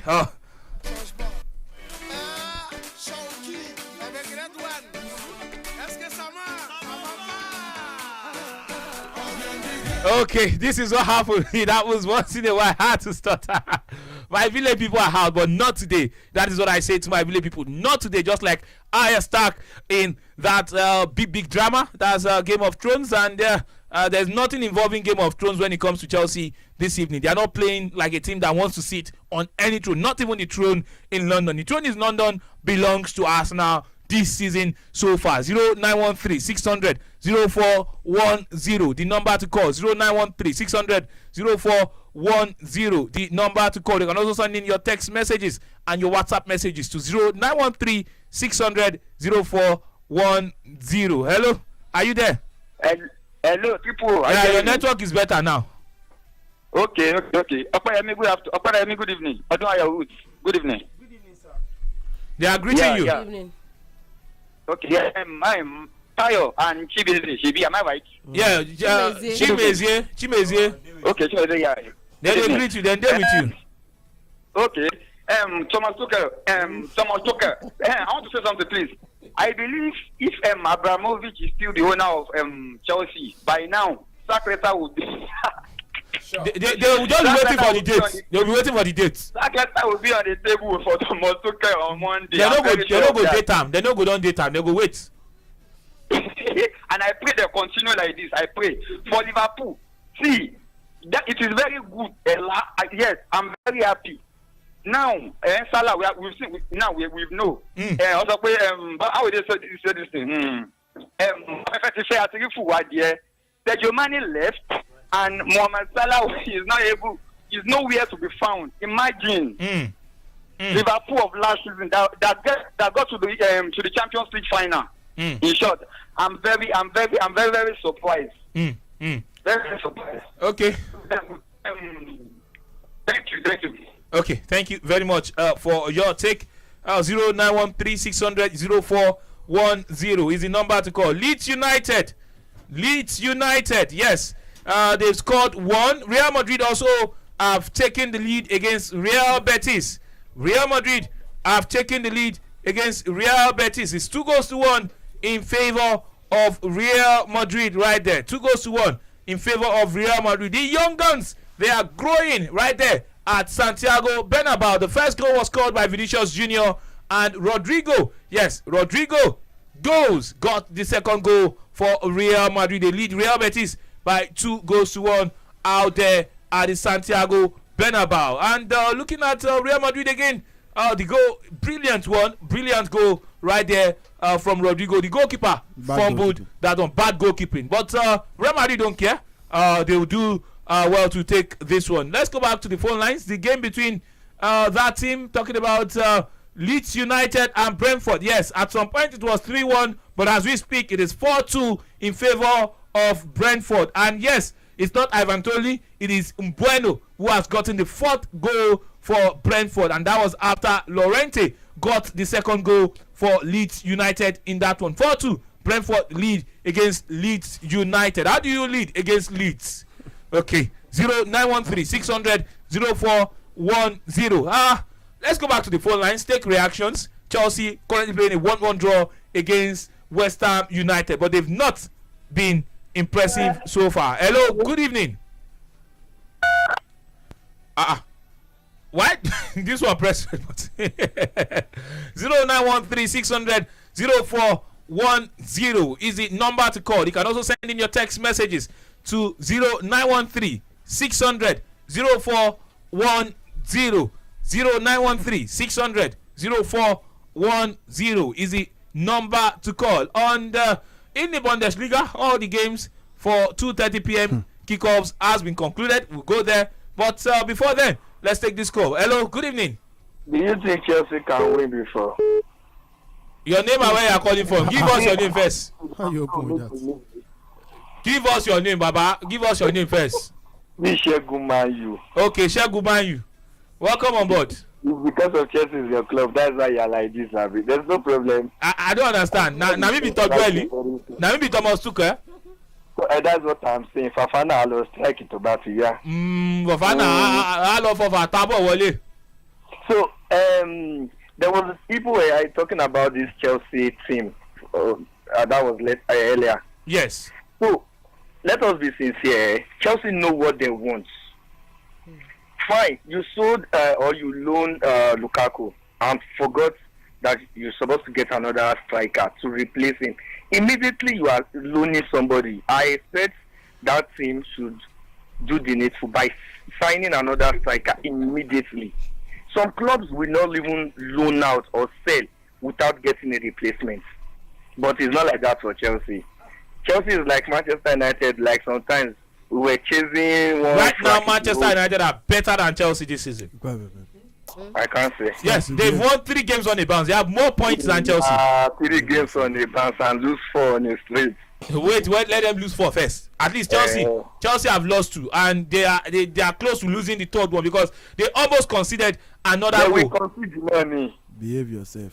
They will concede the money when Fofana is not playing striking. Okay. He should go strike first. So for Frankie de Jong, we chased him for like Oloni Kalumo. And we forgot that even once you are not even signing the young, you're supposed to have another replacement. It was until when Brentford taught us lesson, they schooled us. Well, at least they schooled you and you learnt the hard way. Well, ladies and gentlemen, Alexander Mitrovic. Well, Chelsea also have taken the lead. What did I say? The goals are pouring in. Kai Havertz has given Chelsea the lead against West Ham United. They are back from the dead. The boys in blue are reigning. They are marching on right there. Pierre-Emerick Aubameyang also applauding that effort from Kai Havertz. And Chelsea have taken the lead just minutes after West Ham United struck the upright to take the lead. But now Chelsea have taken the lead in that encounter against West Ham United, and also at the Tottenham Hotspur Stadium.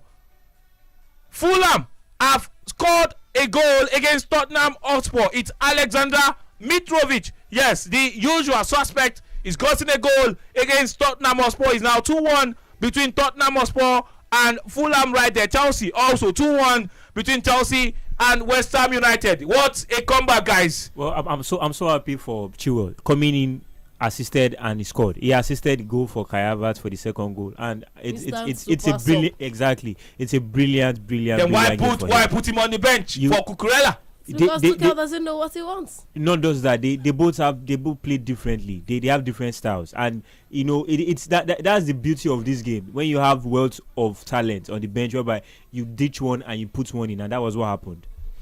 That was what happened. Okay, West Ham United also could just get the equalizer. They could get the equalizer. Mendy's down, and yes.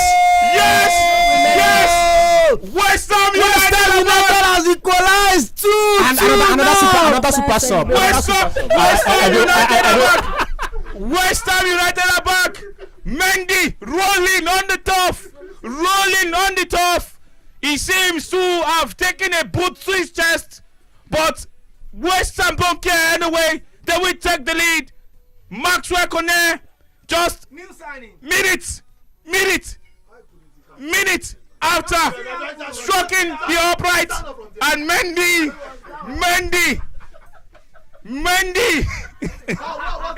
That's all I could say, guys. Well, it is there for the referee to make the decision. It depends on his view. Okay, hold on, guys. Hold on. The goals are pouring in. From 2 goals down, Bournemouth have taken the lead against Nottingham Forest. It's 3 goals to 2. I hope 3 goals to 2. I said it. I hope Cooper will not be the next one, because it happened to Watford last season. They made record signings. Okay, VAR is reviewing the West Ham United goal against Chelsea. Jared Bowen had a collision. It does depend. Like I said, it depends on it. Like I said, it depends on the interpretation of the referee. If the referee interpreted it as a foul, then it's a foul. But the way I'm looking at it, he wants to go and view it because they are telling him, come and check it yourself. It seems like Jared Bowen, in the build-up to that goal, stepped on Edward Mendy. No. Okay. VAR will decide the fate of Chelsea's potential 3 points in this game, or West Ham potential 1 point in this game. Kalidou Koulibaly and Thiago Silva in the same picture in the build-up to this goal. You know why this thing is very funny? Where he's holding is very from where they actually notched him. Just touch somewhere. But no matter what happens in this game, I believe it's time. It is 50-50. It's a 50-50 ball. Mendy got to the ball first. Kepa pushed the ball away. He pushed the ball away. That's what I wanted to say. It is time for Tuchel to give Mendy a rest. There was contact. There was eventual contact. No, there was a serious contact. There was serious contact. There was serious contact. With the goal stand. It shouldn't be enough. With the goal stand, we are waiting. This is the most agonizing moment in this game for Chelsea fans. It looks like the goal has been chopped off. The goal has been chopped off. The goal has been chopped off. VAR has come to the rescue of Chelsea in the 92nd minute of this game. Maxwell Cornet's joy has short-lived so far in this game. Additional 4 minutes. Looking at the goal again, Mendy got to the ball first. Jared Bowen is just Mendy lost the ball, but Jared Bowen's kick on Mendy's chest stopped Mendy from getting up to react to the second ball. Well, it's like I said initially when they scored, it was 50-50. It depends on the interpretation. If another referee might see it and give it as a soft foul, as an excuse for Mendy to just roll on the floor. But it depends on the referee took a decision that I felt was the best. And good luck to Chelsea. And let's see. However you interpret it, I interpret 3 points. Okay. So keep your analysis to yourself. We interpret 3 points. Bench Mendy for the next game. Let's go to the phone lines, guys. Let's go to the phone lines. The game that was so boring in the first half has lived up to the expectation in the second half. 0913 600 0410. Hello, good evening. Hello. Your name and where you are calling from, please. Bamidele from Atlanta. Welcome, Chelsea. I lead in 2-1. Congratulations to Chelsea. I really congratulate them today. In fact, it was a surprise. And they have a football. If you referee favor them, congratulations to them. Okay, congratulations to Chelsea. Thank you very much. Hello, good evening. Hello, good evening. Yes, your name and where you are calling from. Jamiu from Ajegule. Jamiu, welcome on board. Let's have your take. The worst team I've ever seen in this Premier League this season is Nottingham Forest. From 2 goals up, losing 3-2. And for Thomas Tuchel, if he bench you a next match in the Champions League or next Premier League game, Chelsea will lose woefully. That is my take. Okay, thank you very much for your take. Yes, Brentford have extended their lead against Leeds United. It's now 5 goals to Brentford against 2 of Leeds United. Still in the same breath, Tottenham Hotspur on the brink of extending their lead against Fulham. They could just be getting the third goal. We'll give you the update in this one. In the 64th minute, Leeds United were reduced to 10 men. Match was given a... They were not reduced. Their coach, it's a match, was sent off in the 64th minute right there. Okay, Tottenham Hotspur, the job is happening right there.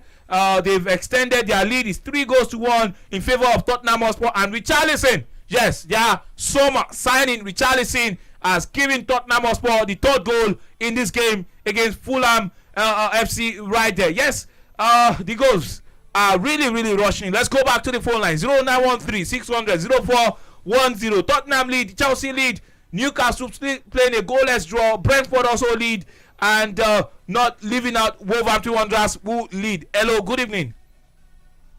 Hello. Yes, good evening.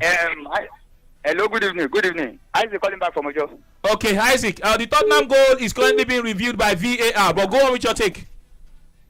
Oh, that yes. Goal or that you are shouting when West Ham scored. It is a lie. There's no happiness in that shouting. It was when until they shocked off the goal. That is when the happiness comes. I can feel it in your voice. Yes. Thank you. I didn't see that coming. Hello, good evening. Good evening. Welcome. Thank you, sir. Oluwasegun. From Ipaja. Let's have your take, Oluwasegun. I want to confirm the new signing of Chelsea. Aubameyang is a Chelsea player, yes. Which club? From FC Barca. Fofana from Leicester City, yes. Okay, for Richard Sadi? Yes. Okay. And Abumaya? From FC Barca, yes. Okay, and Zakaria, yes, Zakaria from Juventus on loan. Yes.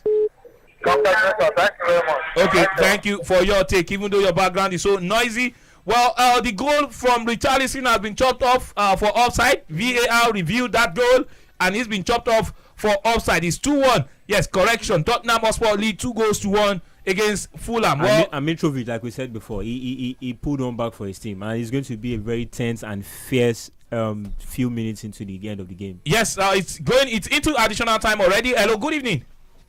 Hello, good evening, sir. Your name and where you're calling from? Annabella from Ijebu. Annabella from Ijebu. Is this your first time of calling us, Annabella? Yes, sir. Oh, welcome on board. Welcome, Annabella. What team do you support? Hello, Annabella. Annabella? Okay. You call back. Do well to call us back if you can. Hello, good evening. Your voice can scare somebody. Annabella. Why should not go here? Last 2 callers said that go. You know, reach your heart. I'm just doing my job. I was like, I calmed down. I was like, oh yeah, then don't continue in my shit. I was like, good, they know it. Okay, something is happening at Stamford Bridge. 4 additional minutes. We are into the 8th additional minutes. Yeah, we score. West Ham will score. Okay, West Ham will score. Let's wait and see. Tonight. Yeah. You go chop this night. Me, my fried rice is waiting for me. Okay, ladies and gentlemen, it's full time. Yes, it's full time at 4 of the 5 centers in the English Premier League. 3 p.m. kickoffs. Newcastle United have ended against Crystal Palace in a goalless draw. Nottingham Forest from 2 goals up. They've lost 2-3 against Bournemouth. Wolverhampton Wanderers, they played a 1-0 result against Southampton. Wolverhampton Wanderers with all 3 points in that one. And their first win of the season at the Bridge. VAR. Chelsea were robbed against Tottenham Hotspur. And yes, on this day, Chelsea are profited from a VAR decision to revert the goal that was scored by Maxwell Cornet late after Chelsea took the lead in the second half, and they've ended that game with all 3 points after winning 2-1. Super sub Ben Chilwell with the first goal, Ben Chilwell with the assist to Kai Havertz, another sub from the bench with the second goal. But you will not just look at the 3 points in this game. Chelsea were not up to standard until maybe the final 10-15 minutes of the game. Well, it's a derby, so it could go either ways. And secondly, sometimes it's not every time you have the opportunity of getting fluid games, smooth games, big record scoring games. At that time, you don't need to get it dirty. I remember the Arsenal's last game against before Aston Villa against Fulham. That on a normal day, that was a game Arsenal would have buckled and probably conceded even 3 more goals in the space of looking for an equalizer. So sometimes you need to lose. You need to win dirty, get the games done, and the Chelsea certainly were not the best in it. Okay, so you want to remove the 3 points away from them? No, they got the job done, they got the goal, and the most important thing is that the reason why you have depth in squad is to bring in players that can influence games, players that can give you the results you don't think you deserve sometimes, and that's exactly what Ben Chilwell did today. He got an assist in less than 35-minute appearance, and it certainly shows that with time, you see, everyone in this studio that's sympathetic towards Chelsea or is a Chelsea fan may not want to agree with what I'm going to say right now, but Chelsea is probably not that club where you feel they can sack. Tunde Young, calm down. The way you're looking at me, they probably not feel like you think they can sack a manager and just slide into the market like that. Okay, it's full time. Tottenham, Fulham, Tottenham have taken all 3 points. 2-1. It's another derby as well. See, derbies are absolutely unpredictable. Look at the game against Everton, Liverpool just this earlier in the day. So it's so unpredictable. The most important thing is that Chelsea got another 3 points, which is key. There will be games where Chelsea could win 6-0 this season. There will be games they will win 4-0. Don't say that. Come on. Chelsea ran Tottenham ragged. That game ended 2-2. Of course. Chelsea ran that. It was just weeks ago. Chelsea were absolutely fluid in that game. Chelsea will win 4-0 this season. There are games they will struggle to win. When they do so well, they still don't score enough goals. They don't score as much as 6, as much as 9. What do you mean by enough goals? 9. Every time, what Chelsea do you mean 9 beat goals Norwich for? 7 last season. 1-0 and 9-0, you get only 3 points. They even scored 7 against Norwich. So I don't really care about that. This is not the Champions League. Even in the Champions League, away goal rule does not count against them. So it's not about how many goals you score now. Besides, this is just match day 6. It's not like we're getting to the marathon. Maybe 6 games to go there. You're looking at the same number of points, but goals this and that. No, at this point, the most important thing is that get the 3 points. If you don't get the 3 points, make sure that you don't drop the 3 points. That's just the truth. If you can't get the 3 points, then don't drop the 3 points. The words of Opeyemi Akinyode, the controversial Ope. Yes. Let's take more updates from some of the games happening in the French Ligue 1 before I take a couple of calls. Then we go for our next break on the show before we return for the Aston Villa against Manchester City game. In the French Ligue 1, Auxerre are playing a 0-1 scoreline against Marseille. That game is at halftime. In the Bundesliga, Bayern don't spoil ticket. 1-1 against Union Berlin. That game ended. Bayer Leverkusen, they lost 2-3 to Freiburg. Also, Bochum lost at home 0-2 to Werder Bremen. Stuttgart were reduced to 10 men, but they were able to hold their own against Schalke 04. Then Wolfsburg, they also lost 2-4 to that team. Talking about FC Cologne. Juventus played a 1-1 draw against Fiorentina. Right now, Ajax are leading Cambuur in the Dutch Eredivisie 4-0 in that one. And Stevie Bergwijn with 2 goals, Taylor and Kudus with the 3rd goal. And Calvin Bassey with the assist for Ajax's 4th goal right there. So, yes, big one. We'll take a few calls. And when we come back, our focus will be to Italy, where the Milan derby is currently happening. The game has started 2 minutes into the game.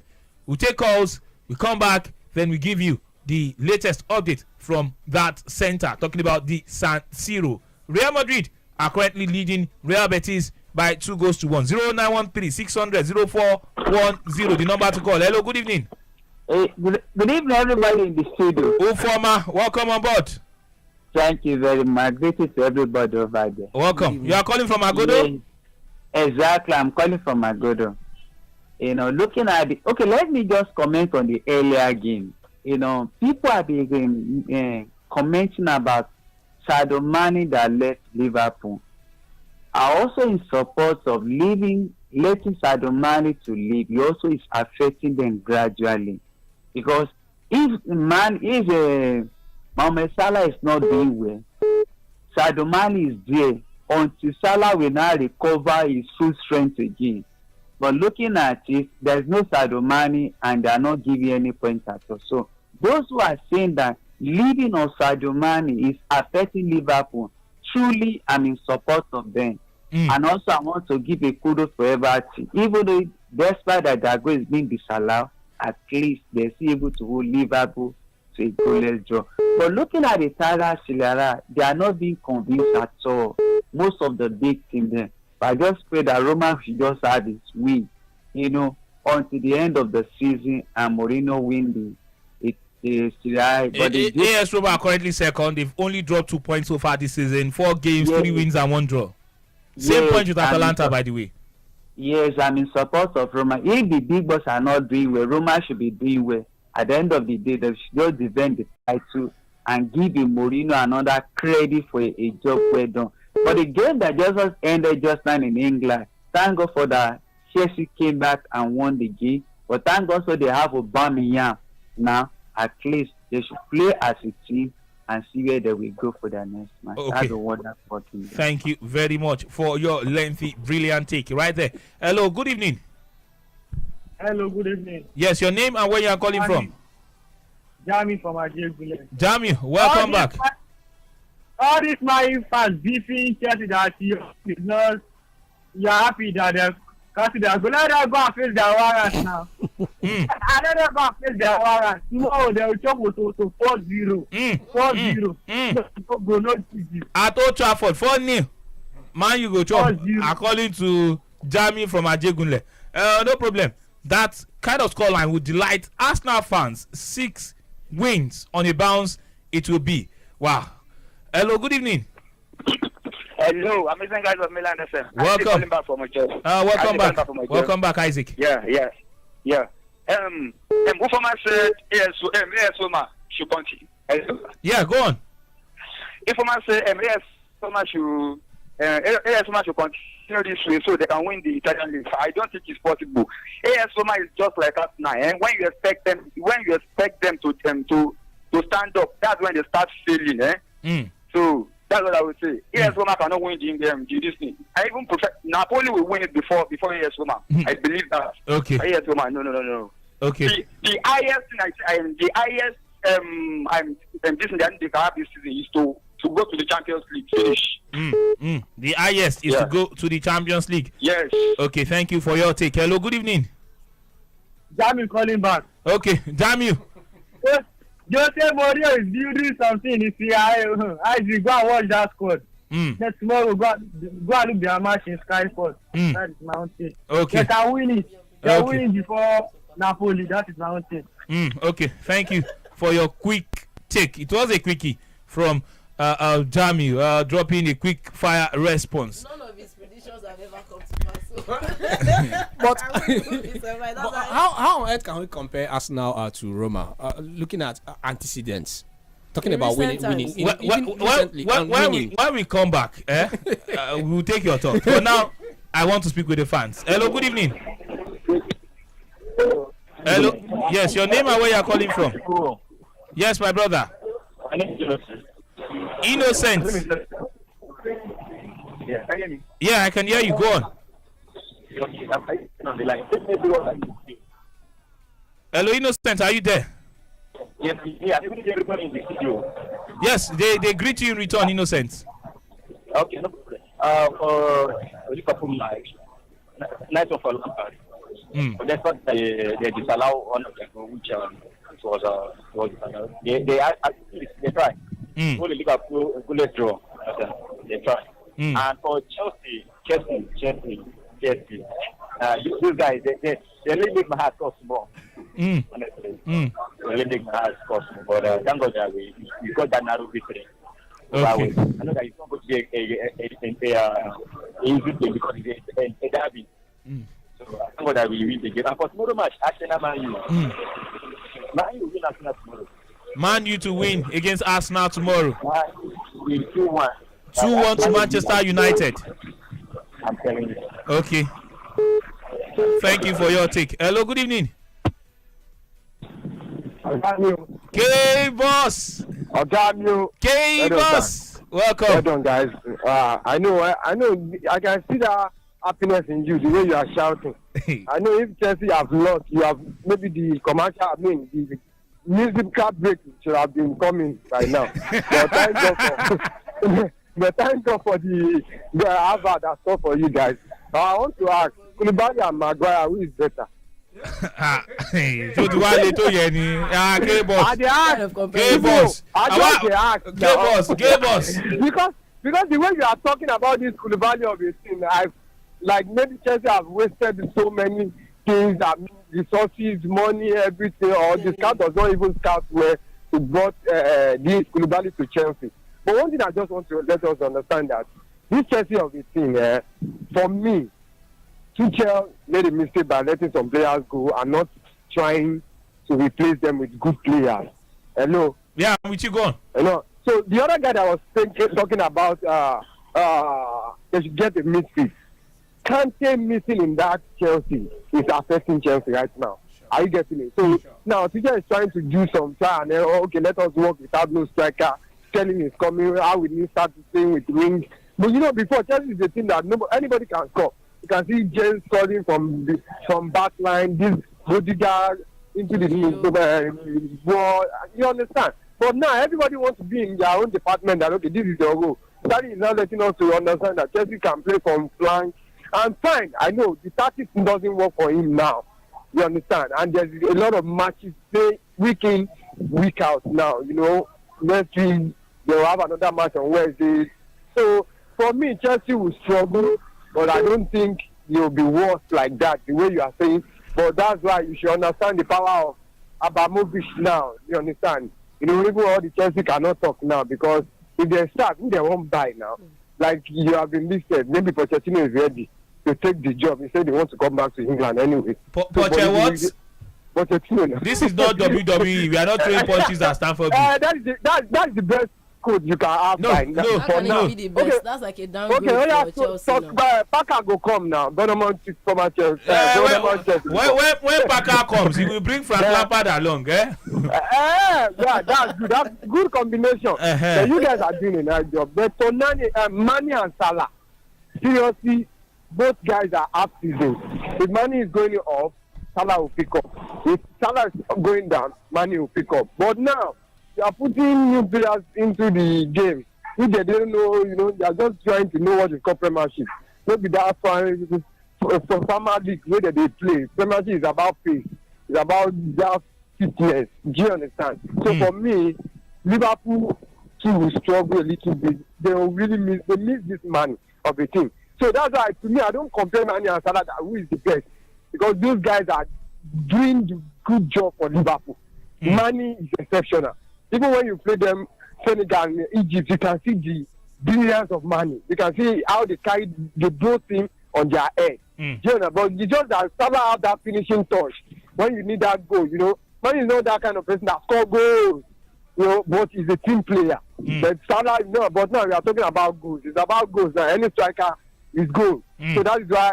But it's only this guy that is top notch is Alan, who is knowing the department of striking. But now we have attackers, you know. But first nine is just Alan, Lewandowski, and Galen.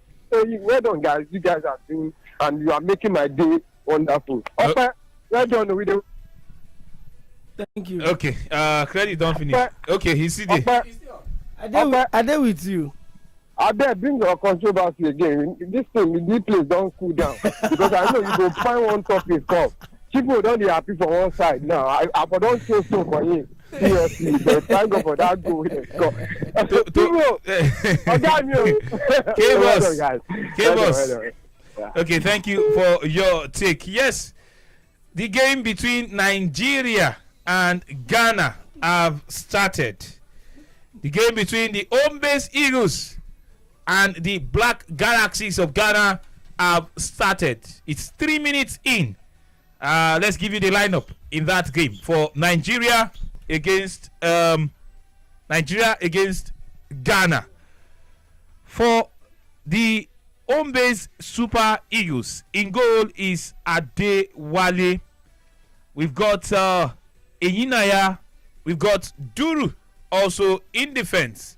Then looking at, okay, we've got Eyinaya, there's Duru, there's Nosiru, there's Oluwatosin, there's Badebo, Valentine Madu, who is the captain on the day, there's Nwobodo, there's Zukfilu, and Bello. Those are the starting 11 for the home-based Eagles in this one against Ghana. On the bench for them, they've got Ojo, Olorunleke, there's Ugochukwu, there's Akuneto, there's Emekai, Ozo, Sonny, and Amadi. Not Nonso Amadi, but Amadi is on the bench, yes, for the home-based Eagles right there. They lost the first leg in Cape Coast by 2-0. They must respond by 3-goal margin to the advantage against Ghana. 3-goal margin, they must respond against Ghana. Yes, they need a 3-goal margin win against Ghana. Well, the game between Real Madrid and Real Betis has been concluded 2-1. It ended in favor of Real Madrid. Vinicius with the first goal for Real Madrid. Canales with the equalizer before Rodrigo Goes got, yes, a goal for the second goal, which proved to be enough to get all 3 points at the Santiago Bernabeu for Real Madrid right there. And the game between Ajax and Cambo, the game is 4-0 in favor of Ajax, and the beauty about that game is the fourth goal for Ajax was assisted by our own superstar defender Bassi right there. Bassi was the man, Calvin Bassi was the man that assisted the fourth goal for Ajax right there. The game between Inter and AC Milan. Of course, AC Milan are at home in this one. For the sake of this fixture, AC Milan are the home team. Let's bring you up to speed with the starting lineup as we prepare to go on our next break. Also, lineup for Manchester City and Aston Villa has been released. We'll give you the update in that one, but the biggest update right there is that Erling Braut Haaland will not be on the bench. He's on the field of play. He's on the field of play in that one. Not on the field. He's going to be playing for Manchester City in that one. Yes. For AC Milan, they've gone with a 4-2-3-1 formation. Stefano Pioli in goal is Magnan, and in defenders, Hernandez, who has picked up a yellow card already. There's Tomori, Kalulu, and Calabria, and the two holding midfielders in this one for AC Milan are Benantia and Tonali. Then going forward, they've got Rafael Leao, the Cartelier, Messias, and Olivier Giroud spotted the jersey number 9 up front for AC Milan. For the 11 on the field of play for Inter Milan, there is no Bolingoli on the field right now for Inter Milan. Bolingoli doesn't start this game for Inter Milan. When I say Bolingoli, I mean Romelu Lukaku is not on the field as we speak for Inter Milan. In goal for them is the ever-present Andanovic. Right there, there's Milan Skriniar, De Vrij, and Bastoni in the back three. There's a midfield 5 of Matthew Damian, Chan Oglu, Brozovic, Barella, and Dumfries, who has been yellow carded already just 16 minutes into this game. There's Angel Correa and Martinez as the top strikers for this team, Inter Milan. On the bench for both sides, there's Adi, there's Bakayoko, okay. There's Balo Toure, there's Sergino Dest, the new acquisition from FC Barca. There's Diaz, there's Gabia, there's Simon Kier, Mirante, Divock Origi, Pobega, there's Salamakers, there's Tatarusanu right there, is also a goalkeeper. There's Thiel and there's Vranks in that on the bench of AC Milan. I beg your pardon. For Inter Milan, there's Acerbi, Asilani, Bellanova, Carboni, Cordas, Di Ambrosio, there's Di Marco, there's Edin Dzeko, there's Gagliardini, there's Gossins, there's Mkhitaryan, and the second choice goalkeeper Andre Onana. Lukaku is not listed for this one because he's injured. For AC Milan, Ibrahimovic, Krunic, Rebic, and Florenzi are all out injured in this one. So let's take a break. When we come back, we'll give you the update from the Manchester City game. The lineup will fill you into the lineup, but just know that Erling Braut Haaland, yes, he will start for Manchester City this evening. Let's go for that break. When we come back, we give you more on Sports Spectacular. Don't go anywhere. It's still Sports Spectacular with the Spectaculars on the Spectacular Dial, Mainland 98.3 FM.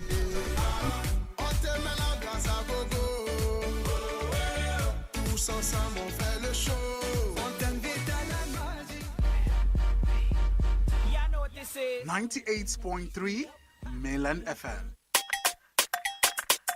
If you're in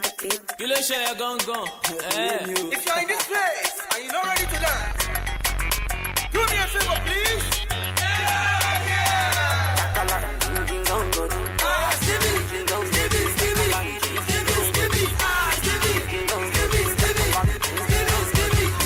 Fine boy, my I no like to show. Anywhere we are gonna meet, they want to know. Me back I want suffer, I want marijuana. Every day we dey hustle, they no see I'm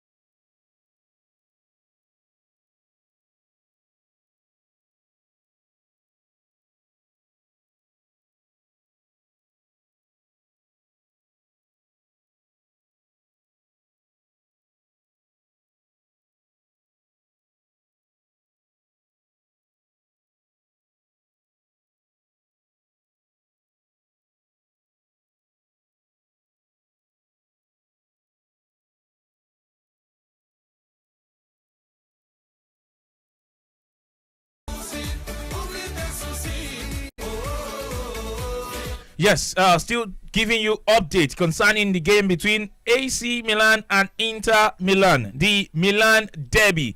It's been a good game so far. We've seen, players come together, try to defend their teammates. It's been a bit feisty out there in Milan, but it's 1-1 between these two sides. So let me just take you through the journey about the statistics after the first 45 minutes. In the first 45 minutes, 51% of the ball possession went in favor of AC Milan to 49% of the ball possession of Inter Milan. Goal attempt, 13 goal attempt to AC Milan compared to the 5 goal attempt to Inter Milan. Shots on goal, AC Milan with 3 shots on goal, from which they've gotten 1 goal. Inter with 1 shot on goal, from which they got their goal. 7 free kicks to AC to 3 from Inter. Corner 1 to AC, 2 to Inter. If you carry over 3.5 corners, hold your seat. It can still happen right there. Well, for yellow cards, 2 yellow cards to AC Milan, 2 yellow cards to Inter Milan. Just like I told you, there's been a brawl in the game, but not a bad game so far. Not a bad game so far. The game between Eintracht Frankfurt and Leipzig has started. It's Eintracht Frankfurt who are leading Leipzig by 1-0 in the German Bundesliga. We've seen 22 minutes of play already in that one. Before we go to the Manchester City game, let me take the expectations of the guys in the studio on the Milan derby. Okay, I understand why you are coughing. When you okay, let me just leave that for Hofe. But AC Milan, Inter Milan, first half 1-1. They didn't want me to talk, or you want me to complete what you are leaving off here. That time when you were saying there's a magic in the air, we knew there was no longer magic in the air. We know where the magic is. The magic is in the belly. It's inside our belly. We've been well fed, so we can do this show till 10 p.m. Excuse me? Okay. You want Sandra to call in and say, oh yeah, you people. It's okay. Well, the truth of the matter is this. I think someone has already said it here today. Derbies are always very unpredictable. Forms are thrown out. You just can't. Predictable or unpredictable? Very unpredictable. I mean, forms are thrown out. You don't just imagine where these things would swing to. We saw another derby today between Everton and Liverpool. It's been a day of derbies. Yes. 2 London derbies. I don't know how they always do that. Merseyside derby. Even Real Madrid versus Real Betis. It's a city derby. I mean, you ask yourself again, how do these people do it? There's always a derby, maybe in Germany, there's one in England, there's one in Italy, and you just ask yourself, maybe these guys have and there is a Jollof derby today. Yes, the Jollof derby. Let's even get the updates from that game. Well, it's goalless. It's halftime. Nigeria nil, Ghana nil. So we've even forgotten the Jollof derby. Well, we've not scored anyone. We've not scored one. So Ghana too will still come out us again. Why not? We are you expecting anything from that? Are you expecting anything from that game? These two women doing rap battle. Their name, mommy, whatever.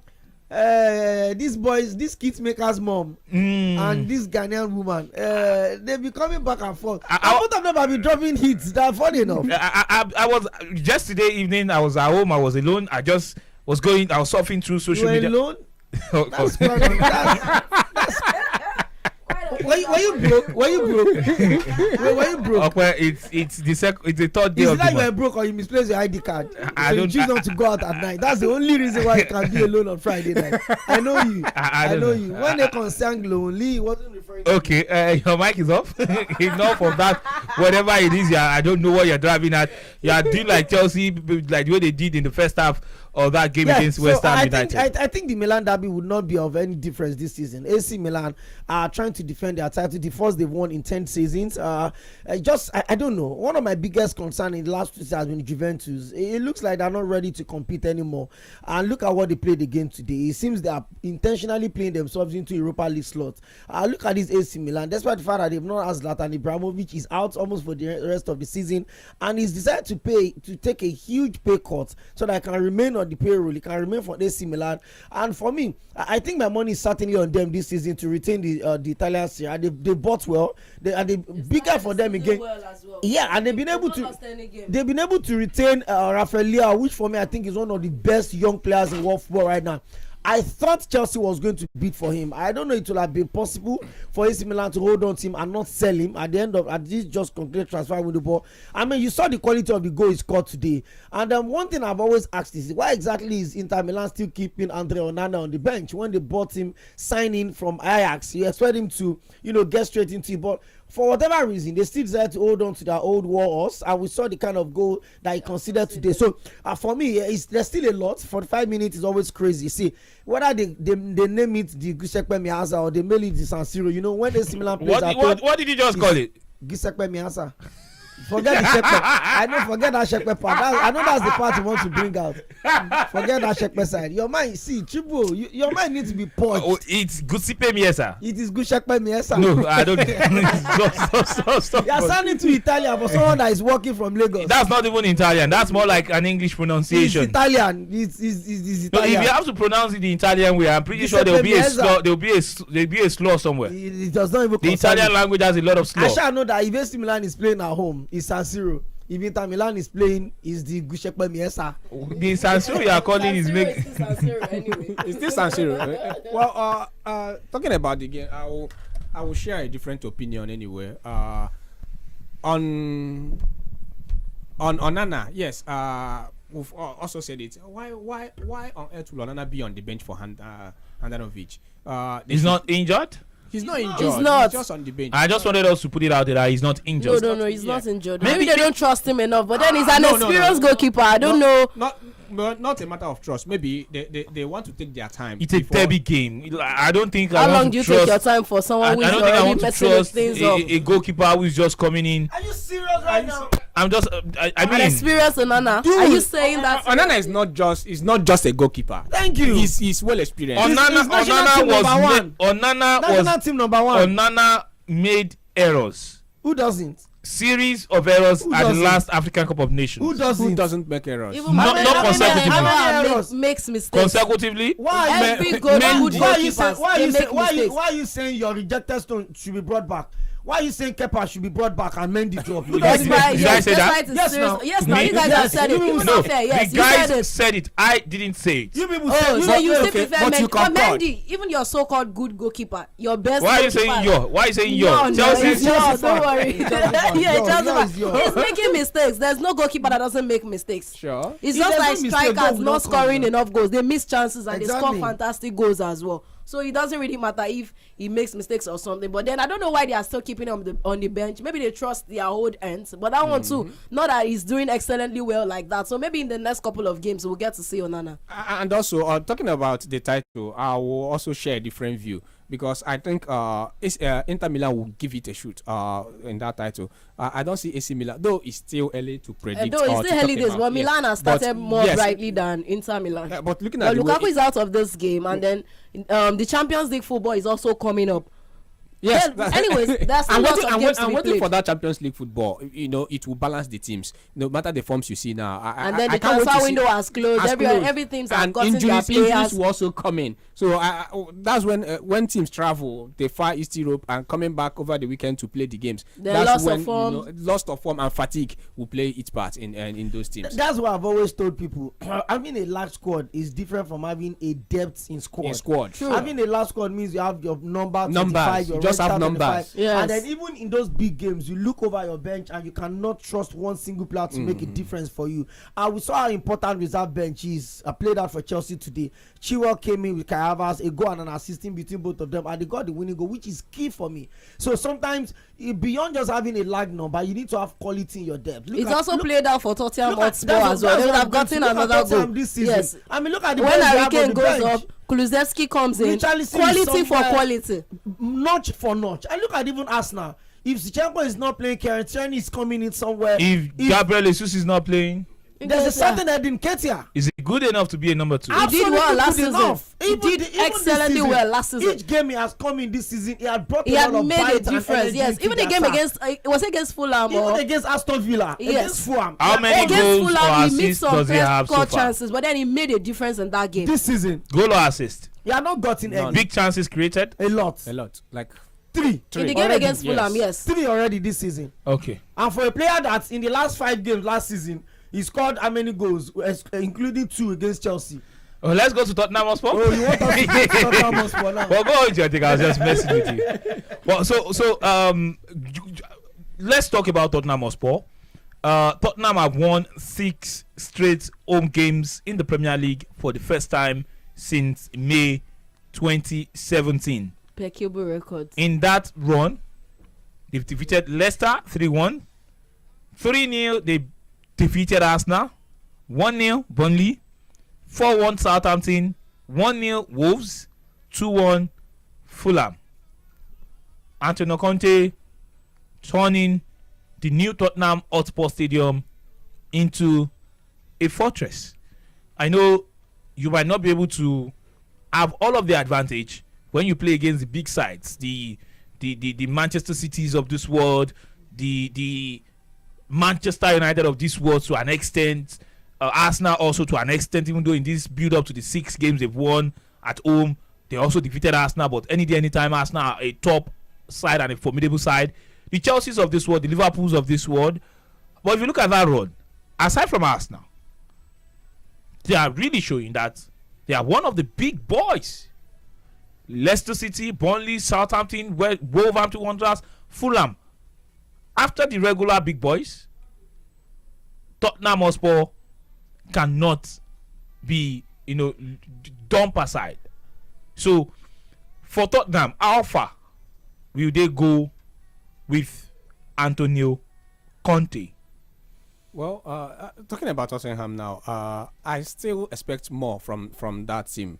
For the first time, an Antonio Conte team, they've not stamped their authority on the pitch, on the field of play. When I say stamping down their authority, when you look at Inter, at Antonio Conte's Inter, and look at Antonio Conte's Chelsea, the way they play, the way they make themselves known, they stamp their authority. They were commanding. Yes, they have that command on the field of play. Tottenham is yet to bring that vibe to the table, but he's still Antonio Conte. He's still finding a way. Also look at the quality of games they've played. Yes, and also the they quality. Played some derby games. The game against Chelsea, I think no one expected such performance from them. Yeah. So when you talk about stamping your authority, I don't really get to understand you. No, for me so far, I think they've done well. They did. One thing that has worked for Spurs this season is that they did their business quite early.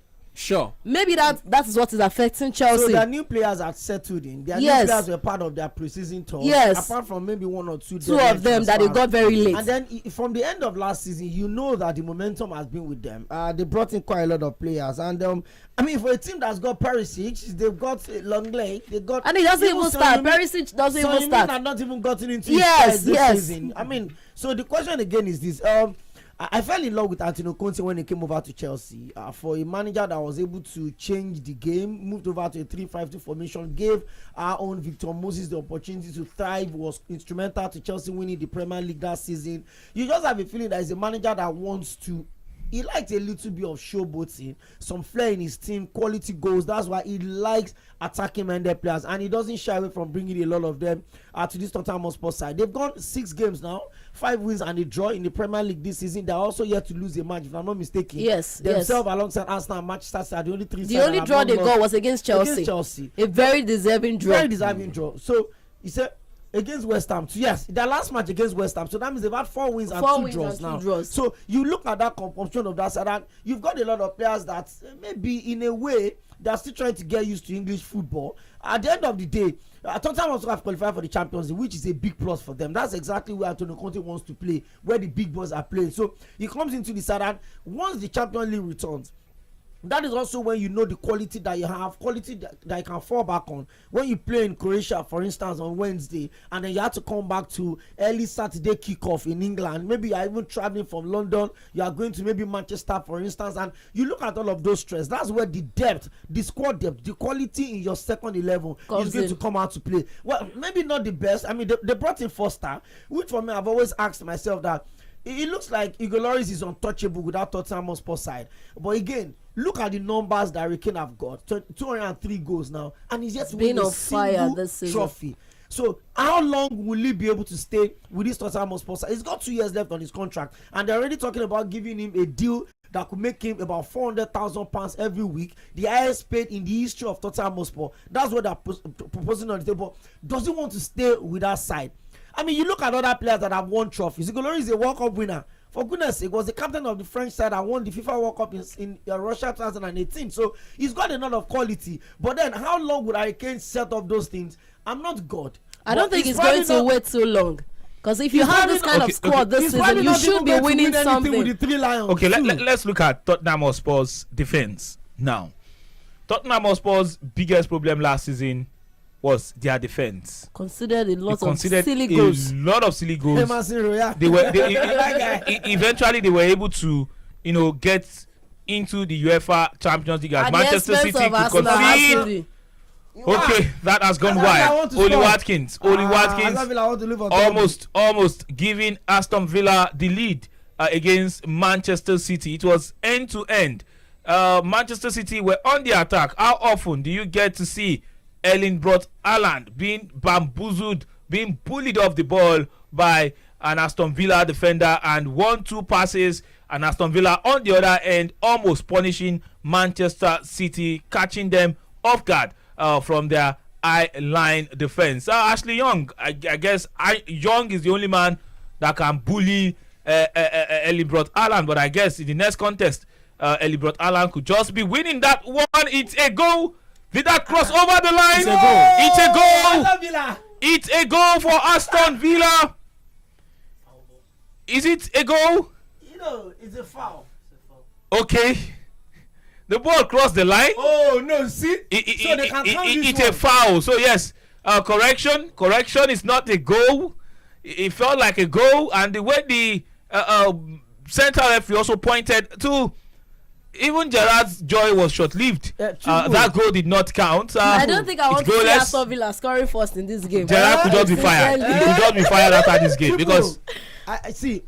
I'm not a fan of bringing too much technicalities into football. Technicalities, I mean, when we bring in enough machines into football.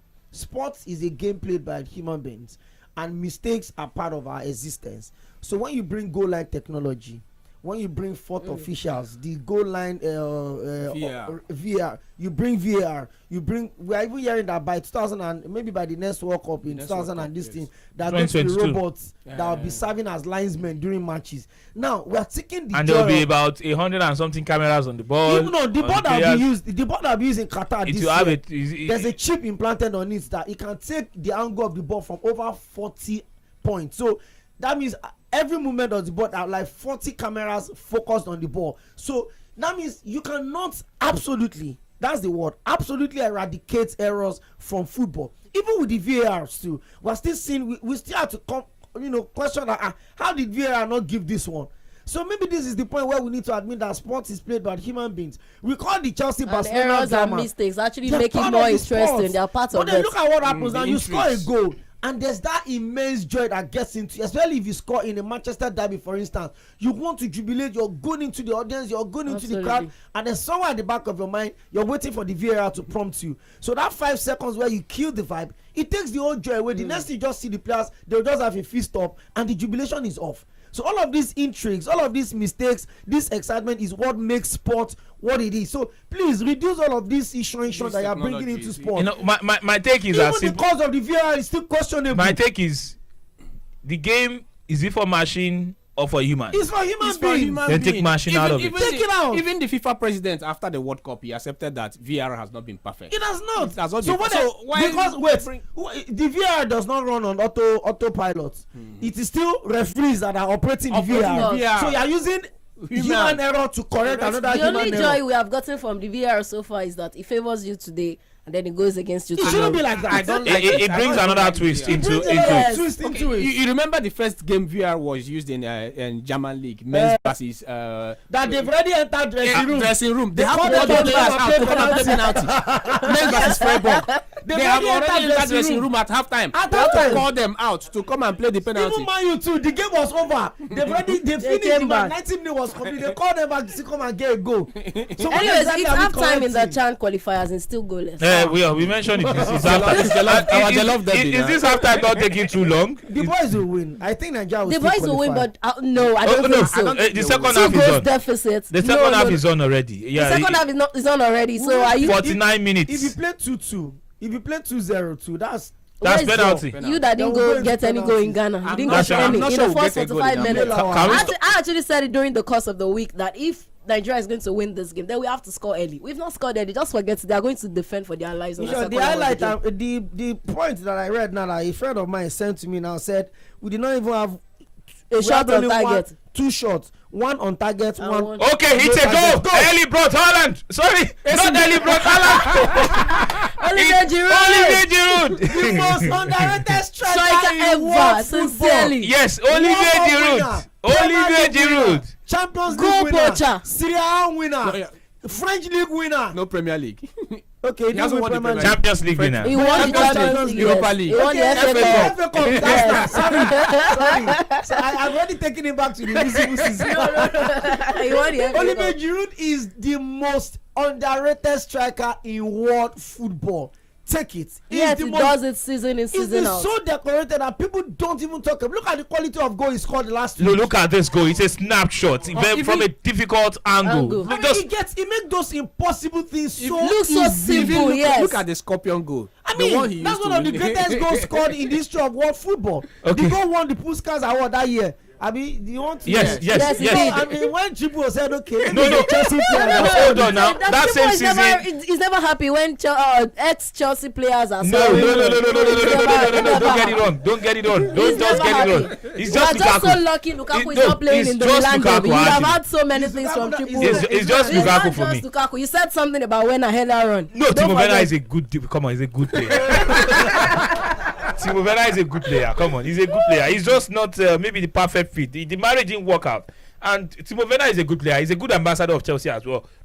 Whether he's a current Chelsea player or not. Very important goals for Chelsea. Yes, Real Madrid. I will never. The goal against Real Madrid in that second leg, that day I started respecting Timo Werner.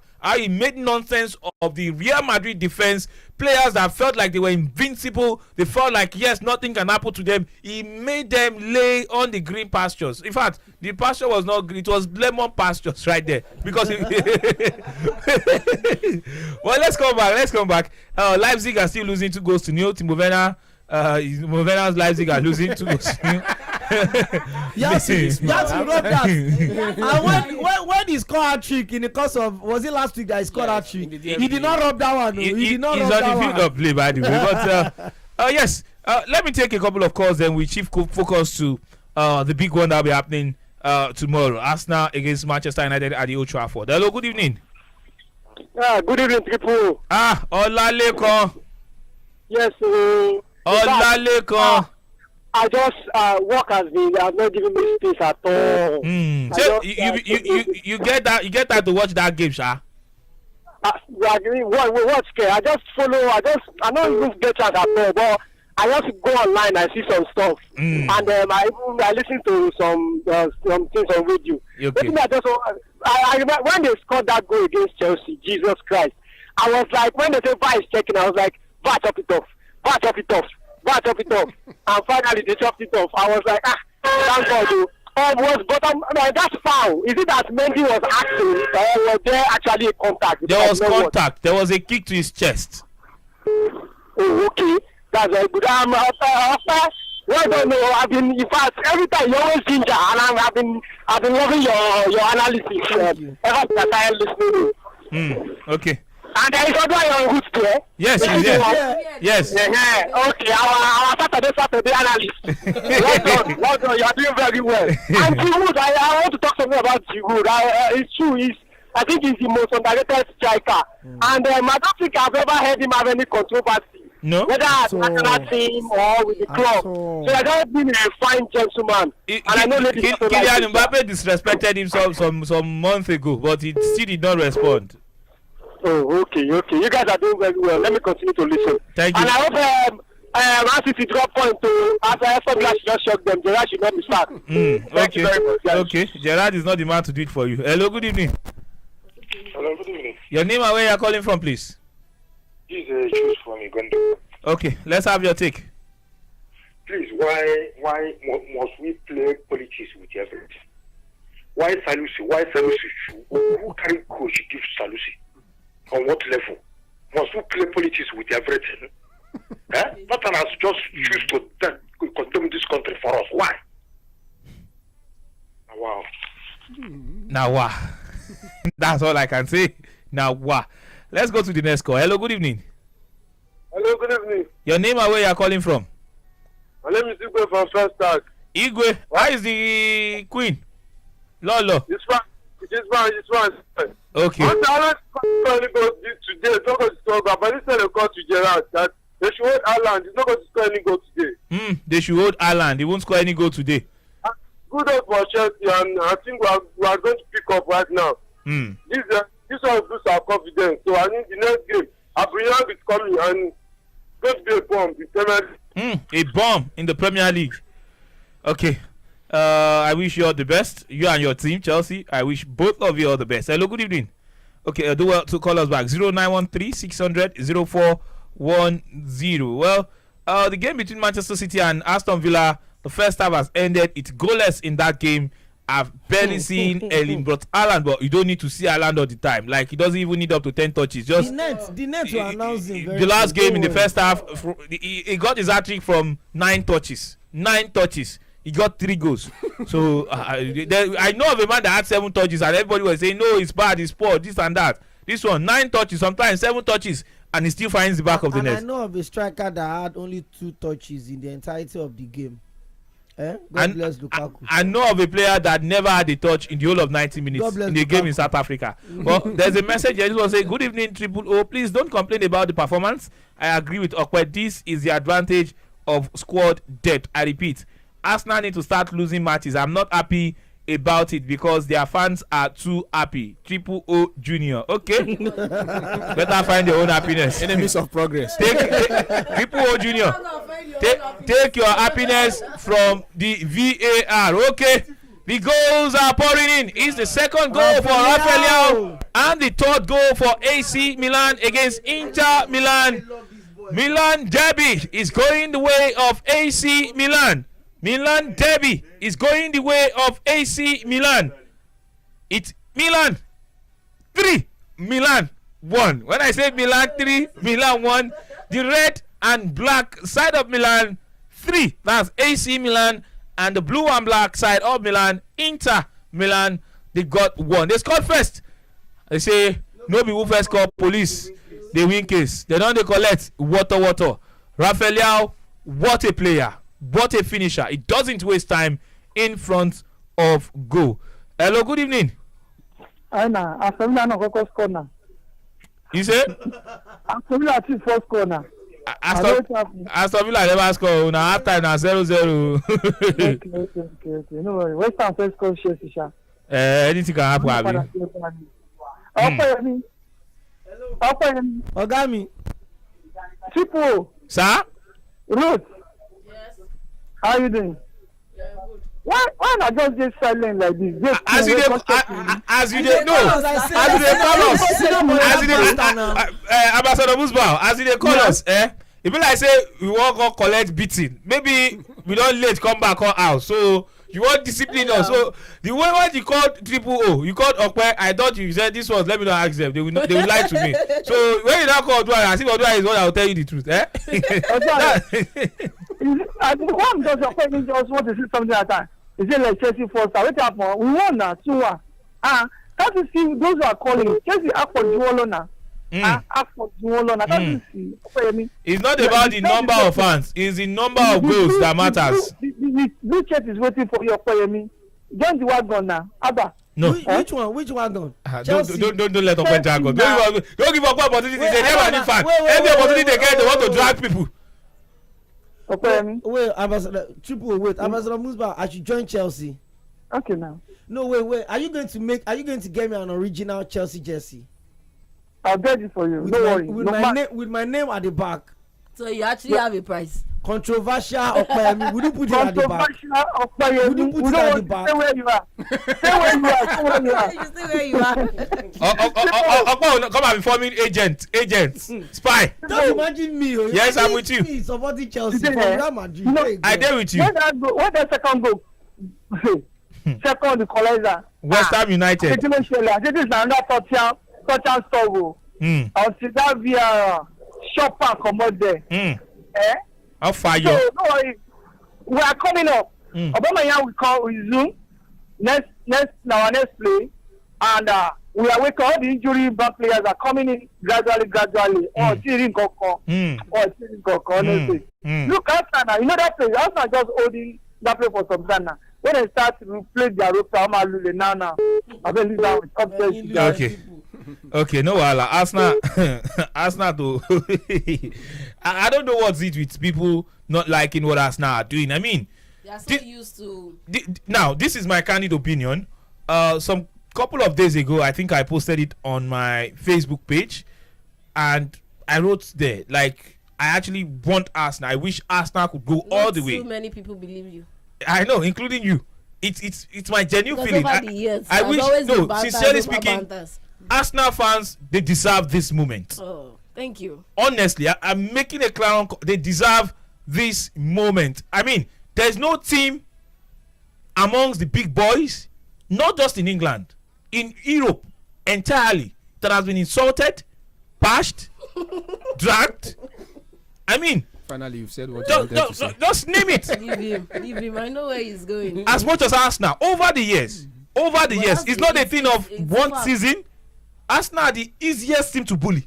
And the painful part is even those that doesn't understand football. They also drag Arsenal. How do you know that? Comedians that don't know what football is there about. There are some people that don't even follow the game at all. Once you mention that I'm an Arsenal player, Arsenal that doesn't win. You understand? So they've suffered. I'm not saying we should just before you talk. No.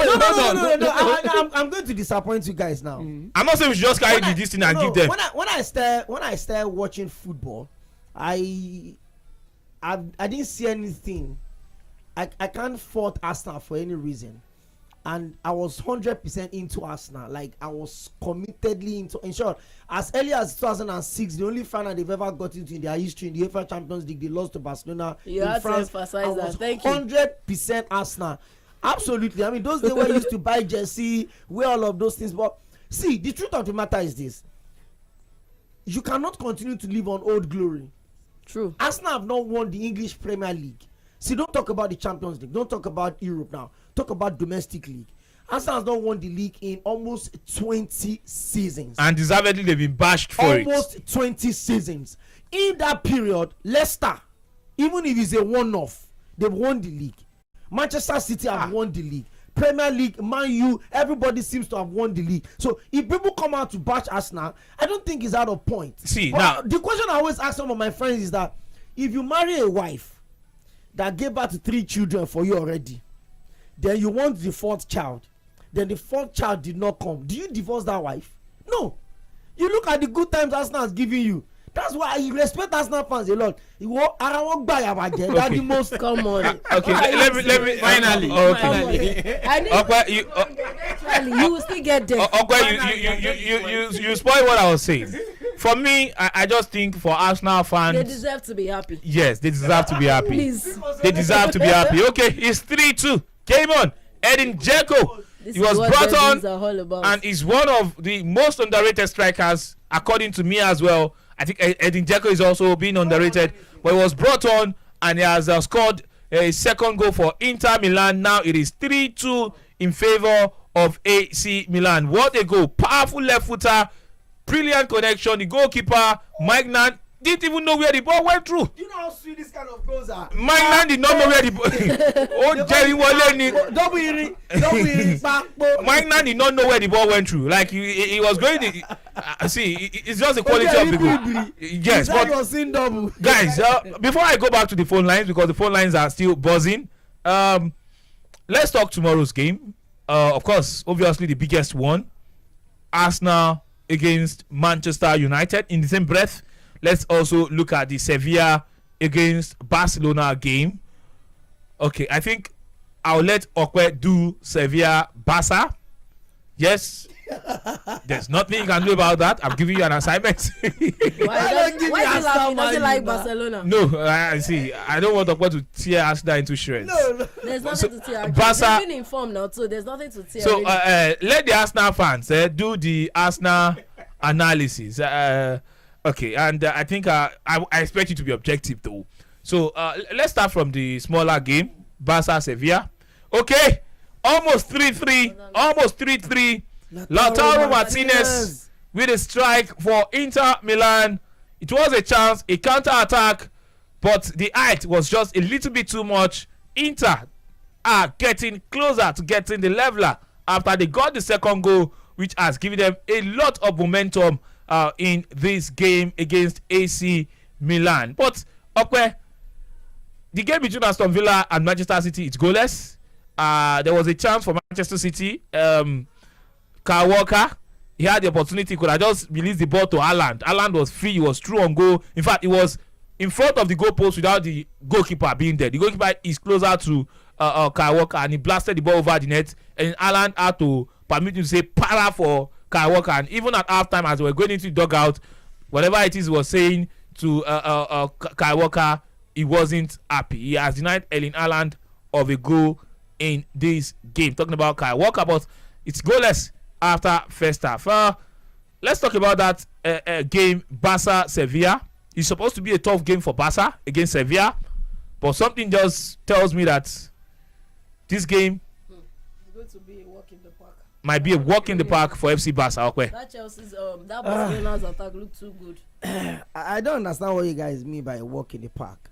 I really don't know. I'm looking at this Barcelona side, and it looks like a side that is poised to compete for the La Liga this season.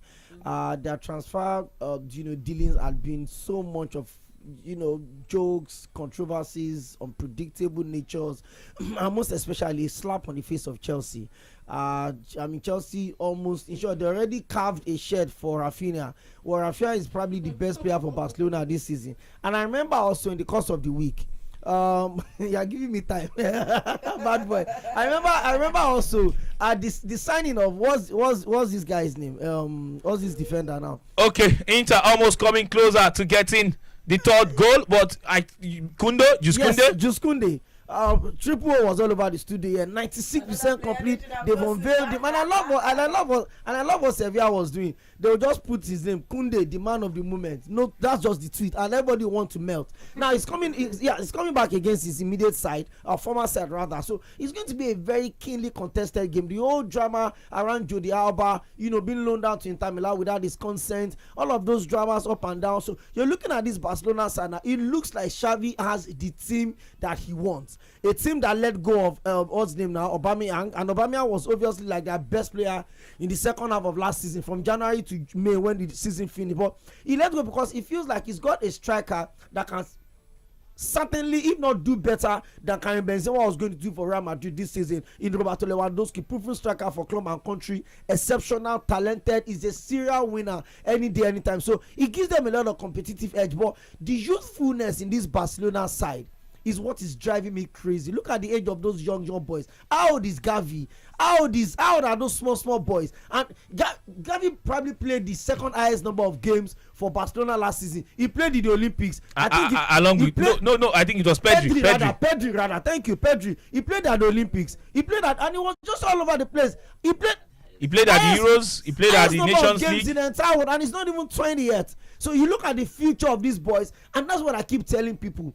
Xavi probably knows that the Galacticos era of Madrid, it may not never match it, but it's building something, and I'm so positive. I love the way Barcelona plays football. And then look at Ousmane Dembele, a man that literally spent the entire season on the bench, on the treatment table. Maybe Xavi calls him and say, guy, I want to build this team around you. I'm going to bring in a lot of players that will make you get better. I'll give you Lewandowski. Just make sure that you keep yourself fit. I'll give you so player. Make sure. I mean, look at even Memphis Depay. Depay's jersey was collected from me without telling her. They gave his number to Roberto Lewandowski. What they simply tell is that, okay, you have to leave. So what should we expect from Sevilla against Barca tomorrow? It's going to be a keenly contested game. Just moment of brilliance, maybe out of nowhere. But I think Barcelona the fact that Sevilla have lost their two centre-back pairing from last season, Diego Carlos and Juskunde. So I think Barcelona is going to get this job done. It may not be easy as anybody would predict, but I think Barcelona will get the job done. Okay, Barcelona to get the job done. Let's get to Arsenal against Manchester United. Manchester United Arsenal for the sake of the fixture. After tomorrow, it may be 0-2. Maybe when we are saying this, 0-2. It's 0-2. Now home and away. It's 0-2. Let's get into the fixture. Of course, tomorrow as well, Leicester City will take on Brighton, but I don't think a lot of persons care about that one. But the big one, United against Arsenal. Now, for Manchester United, since their win against Liverpool, they've turned a corner. 3 games, 3 wins on a bounce. Yes, you might want to say they weren't so convincing in those wins. But one thing that is positive in those wins is they maintained character in those games. They remained competitive. They were strong. They were dogged. Maybe one or two, if one or two had happened, maybe they wouldn't have won those games. But they were strong. They were dogged. This Manchester United team turned a corner against Liverpool. This Manchester United team will go into that game against Arsenal sitting deep and looking to surrender all of the positions to Arsenal, possibly possession, I beg your pardon, to Arsenal possibly, and eat Arsenal on a counter attack. And the fact that they are playing at Old Trafford, that could be to the advantage of Manchester United. But on the part of Arsenal, 5 wins on the bounce. Gabriel Jesus, the Messiah, seems to have brought redemption to this Arsenal side. Salvation he has brought to this Arsenal side. Supported by the Gabriels around him. Yes. Also a Gabriel as well. Yes, supported by Gabriel Magalhaes in defense and Gabriel Martinelli in the attack. And it seems Jesus is leading the disciples with their guns very well. But what should we expect? Where will this game be won and lost? Let me start with Chimeze. Okay. Okay, talking about, let me start with the Gabriels. Arsene Wenger was busy signing all their legs on. Oh, the Alex. Arteta is now busy with the Gabriels. He loves the Angels.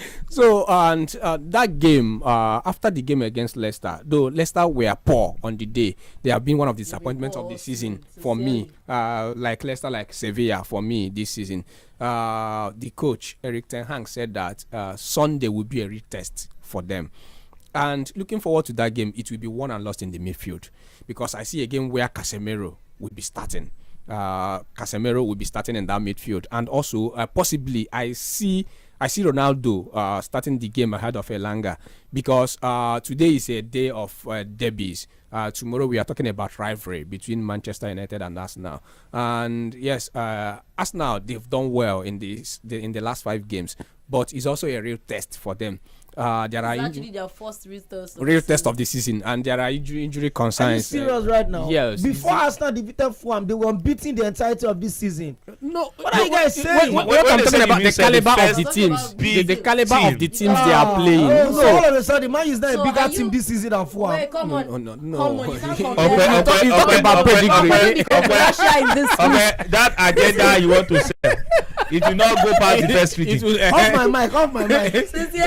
That agenda will not go past the first reading. So, talking about it's a big real test for us now. Talking about pedigree, Manchester United, like someone said earlier, on derby days, anyone can take it. It's a rivalry. When you talk about rivalries, Manchester United, Arsenal. So for you, the game will be won in the midfield. In the midfield. That's let's talk about the players that will not be available and the ones that are doubt, and how this could affect. Arsenal has more doubtful players than Manchester United, which is why I also feel Manchester United have an edge tomorrow against Arsenal. For Manchester United, players that will not play any part in this game.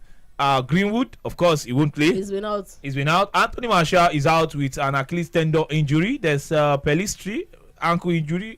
I don't think anybody even knows that man. There's Williams, who is also out with injury. Now, questionable is Luke Shaw. He has a knock. And Wan-Bissaka is also has. Those are not integral members of Manchester United. Those are not integral members of. I don't think it doesn't really matter. It doesn't really matter. Now for Arsenal, those that will not play any part in the game tomorrow, Mohamed Elneny, there's Reece Nelson and Thomas Partey. Reece Nelson and Thomas and Elneny, they are not starters, but Elneny usually comes in for. Yes, that's why I said they are not starters. But for Thomas Partey is the most important Big miss. on this list, and he's a big miss for Arsenal. Those that are doubts, this is where the real problem is. Ramsdale. Martin Odegaard is a doubt for that game tomorrow. The Arsenal captain. He's bailed them twice already. Okay, Haaland has scored. Erling brought Haaland. Erling brought Haaland. You know, we said it. It doesn't have to be seen. It doesn't have to be seen. One touch, one goal. goal. Once you hear the goals we announce him, it doesn't have to be seen at all. One touch, one goal. The right place at the right time. Manchester City lead against Aston Villa. You don't need to guess. It's Haaland. We already have our golden boots. Is the floodgates It's the 10th goal of the Premier League season for Erling brought Haaland. Easy go. Just a simple routine from Manchester City. 1, 2, 3, 4. Then 4 passes across that felt like the goalkeeper fumbled this one. The goalkeeper misjudged the flight of the ball. The ball went beyond the goalkeeper, and Haaland was right there in the former. He was never going to miss it from that position. Yes, because looking at the goal, the height, it was almost the same. It was almost the same height with the bar. Almost the same height with the bar. Oh wow. Haaland. It's a problem. This guy is turning Premier League to Farmers League. Before match day 15, Haaland would have scored 20 goals. That's or 25. Are you serious right now? More. I remember before we started the season, we made that going to match day 38. Just match day 6, and he has 10 goals already. Remember that we made that prediction here. Who was going to be the highest goal scorer? And I said number 1 and number 2 is Haaland. Everybody else is number 3, number 4, number 5. That means the gap that will be between him and the second person is going to almost, you know what they call canter the table tennis. Is Erling first, Haaland second, then he has the advantage over the likes of Gabriel Jesus and Harry Kane. Salah, Aubameyang, all of them. He has the advantage, so he's going to get more goals. I'm going to come back to that conversation again. If Pep Guardiola does not win the UEFA Champions League in 2 seasons, what 2 seasons? This they season should or sack next? Him, sue him and jail him. Sincerely, because Manchester City had never had any missing puzzle, as it were, for a team that had won the English Premier League with the highest number of points. Is this the most complete Manchester City team? Are we even agreeing that right now? How many years? By all standards. By all standards. See, there's no way you want to have Haaland and you don't think he's going to give you double figure. That is constant. Then when you now have someone like he has double figures already in match day 6. Yes, you have the midfielders. You know they have this very great squad last season, and then they brought in Haaland this season. So there's nothing missing whatsoever in this team. That missing link, that last bite is what they've gotten in Haaland right now. So the Premier League, they should just allow that people rest. My own pain now is just that he's going to make other people's record look like it's okay. He's allowed. I mean, okay, let's leave Haaland. Emotions don't play football. Let's leave Haaland. You put your money where your mouth is. If you think this player is good enough, you want to break the bank and sign him. They got Phil Foden. They've got Kevin De Bruyne. They've got a lot of guys. You can go all and on. You can go all and on. Agree. So guys, how big of a miss will the likes of Ramsdale and Zinchenko be against Manchester United? Ramsdale is still doubtful, but I'm just hoping he will make it tomorrow, because Arsenal doesn't have a backup goalkeeper for now. They have Turner. No, the quality is different. I know. Is it tested? No, it's not been tested this season. Even in the preseason, I think it was already played once. And he considered. So tomorrow, we really hope we can have Ramsdale go tomorrow, because it's really going to be massive against the likes of Ronaldo. Because I'm thinking Ronaldo is going to start that game tomorrow. I don't think he will start. I think Manchester United want to catch Arsenal on the counter. I think they want to sit back and eat United on the counter. So you most likely might get Anthony if he gets to start that game. Rashford and Sancho running at the Sancho Arsenal has defense. been so much on form. I would really go ahead. That's why I said the game will be won and lost in the midfield. Because if Arsenal can do the magic, if they can do their homework, if they can do their homework and stop the attacks on the midfield, without putting too much pressure on the thing is, when you think they are down and they can't. A game where you think they won't really come up. I'm so sorry, Odunayo. Just Haaland again. It's not a goal, but if you see what Alan just tried to do now, it's just like he's a kung fu master. He jumped so high instead of He just has everything in his physique. an average player, a regular player will use his head in that kind of ball. But Alan jumped so high to use his feet to connect to a ball that he ought to have used his head. I don't just understand this Alan. You see, I'm even saying like I want to call his name Alan. Alan is a fun to behold, and Guardiola, he has the final missing puzzle, and He should be winning the Champions League. Gerrard yet to win a game Like this Gerrard, season. like Lampard. Is this the way he's going to replace Jurgen Klopp at Liverpool? Because they've started him to be the heir to the throne of. That's what the Liverpool fans said earlier when he crossed over from Rangers, because he did massively well for Rangers in that one season, and they said he is the heir to the throne. The heir, The season is still early. Heir is in the bush. The season is still early. Because for Aston Villa, looking at their fixtures, all of their fixtures this season, I fear for Gerrard. Aston Villa, they are second from the bottom, 1 win, 5 straight losses. Not even a draw. 5 losses, 1 win. Nottingham Forest, 1 win, 1 draw, 4 losses. Leicester City, 5 games, 1 draw, 4 losses. Leicester shouldn't even be in this conversation. And we are having relegation contenders already. I know West Ham will get up. Leicester. Everton, 6 games, 4 draws, 2 losses. Not bad, but those draws needs to start turning into 3 points for them. So, guys, sorry, because of time, we have a break. Then when we come back, we just take reactions. Let me take your predictions. Arsenal, Manchester United against Arsenal. Chimeze. 1-2. Arsenal to win. Arsenal to win. That's a bold one. Yemi, sorry. Order your route, I beg your pardon. I'll go for a 1-1 draw. A 1-1 draw. An Arsenal fan, not confident. Okay, I'm not asking for a prediction. What happens if Arsenal wins tomorrow? It's going to be 6 out of 6, and it just changes the whole narrative. A lot of people had questioned the quality of opposition that Arsenal have met. Opening match of the season, it was a Friday fixture in London Derby, away at Crystal Palace, a ground that they've struggled in the last 3 visits. They got a win for themselves, a win against Bournemouth, against Aston Villa, against Fulham, that had remained unbeaten until that particular game against Arsenal. Don't forget against Leicester City as well. So for me, Manchester United is going to be a different ball game. Last season, they were able to get a good result against Manchester United, even when they were struggling, coming in from defeat against Crystal Palace and Southampton. They played against Chelsea, also won that game against Chelsea. So it's going to be a very close call. But I see Arsenal getting this one done. Yeah, they're going to be missing key players. Thomas Partey for me.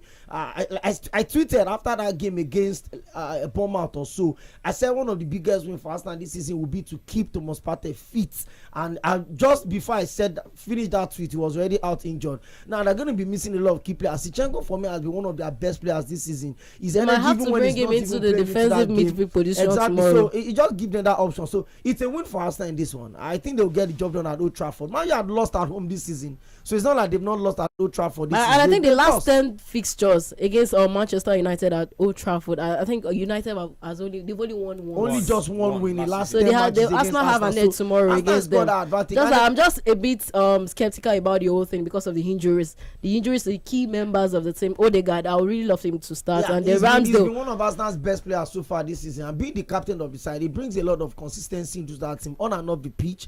And then, for me, it's going to be a very big defining moment for Arsenal. Maybe match day 6, you may want to say. But then they will be starting their Europa League. The first time they'll be returning to Europe in 4 seasons. This is the 5th season. So I'm sure they win that game tomorrow. It's really going to mean a lot. Propeller for them going into Europe on Thursday. And then their next line of fixtures. Oh my! And then maybe we'll start regarding them. Let's go for that break now. Let's go for that break now. When we come back, we open the phone lines and take your predictions. Yes, via the phone lines. The Sports Spectacular with the Spectaculars on the Spectacular Die Mainland 90.3 FM. My name remains Triple. Don't go anywhere. Let's pay some bills. And when we come back, we open the phone lines and take your predictions ahead of tomorrow's game at Old Trafford between Manchester United and the Gunners, Arsenal. Mainland FM. Clock the time.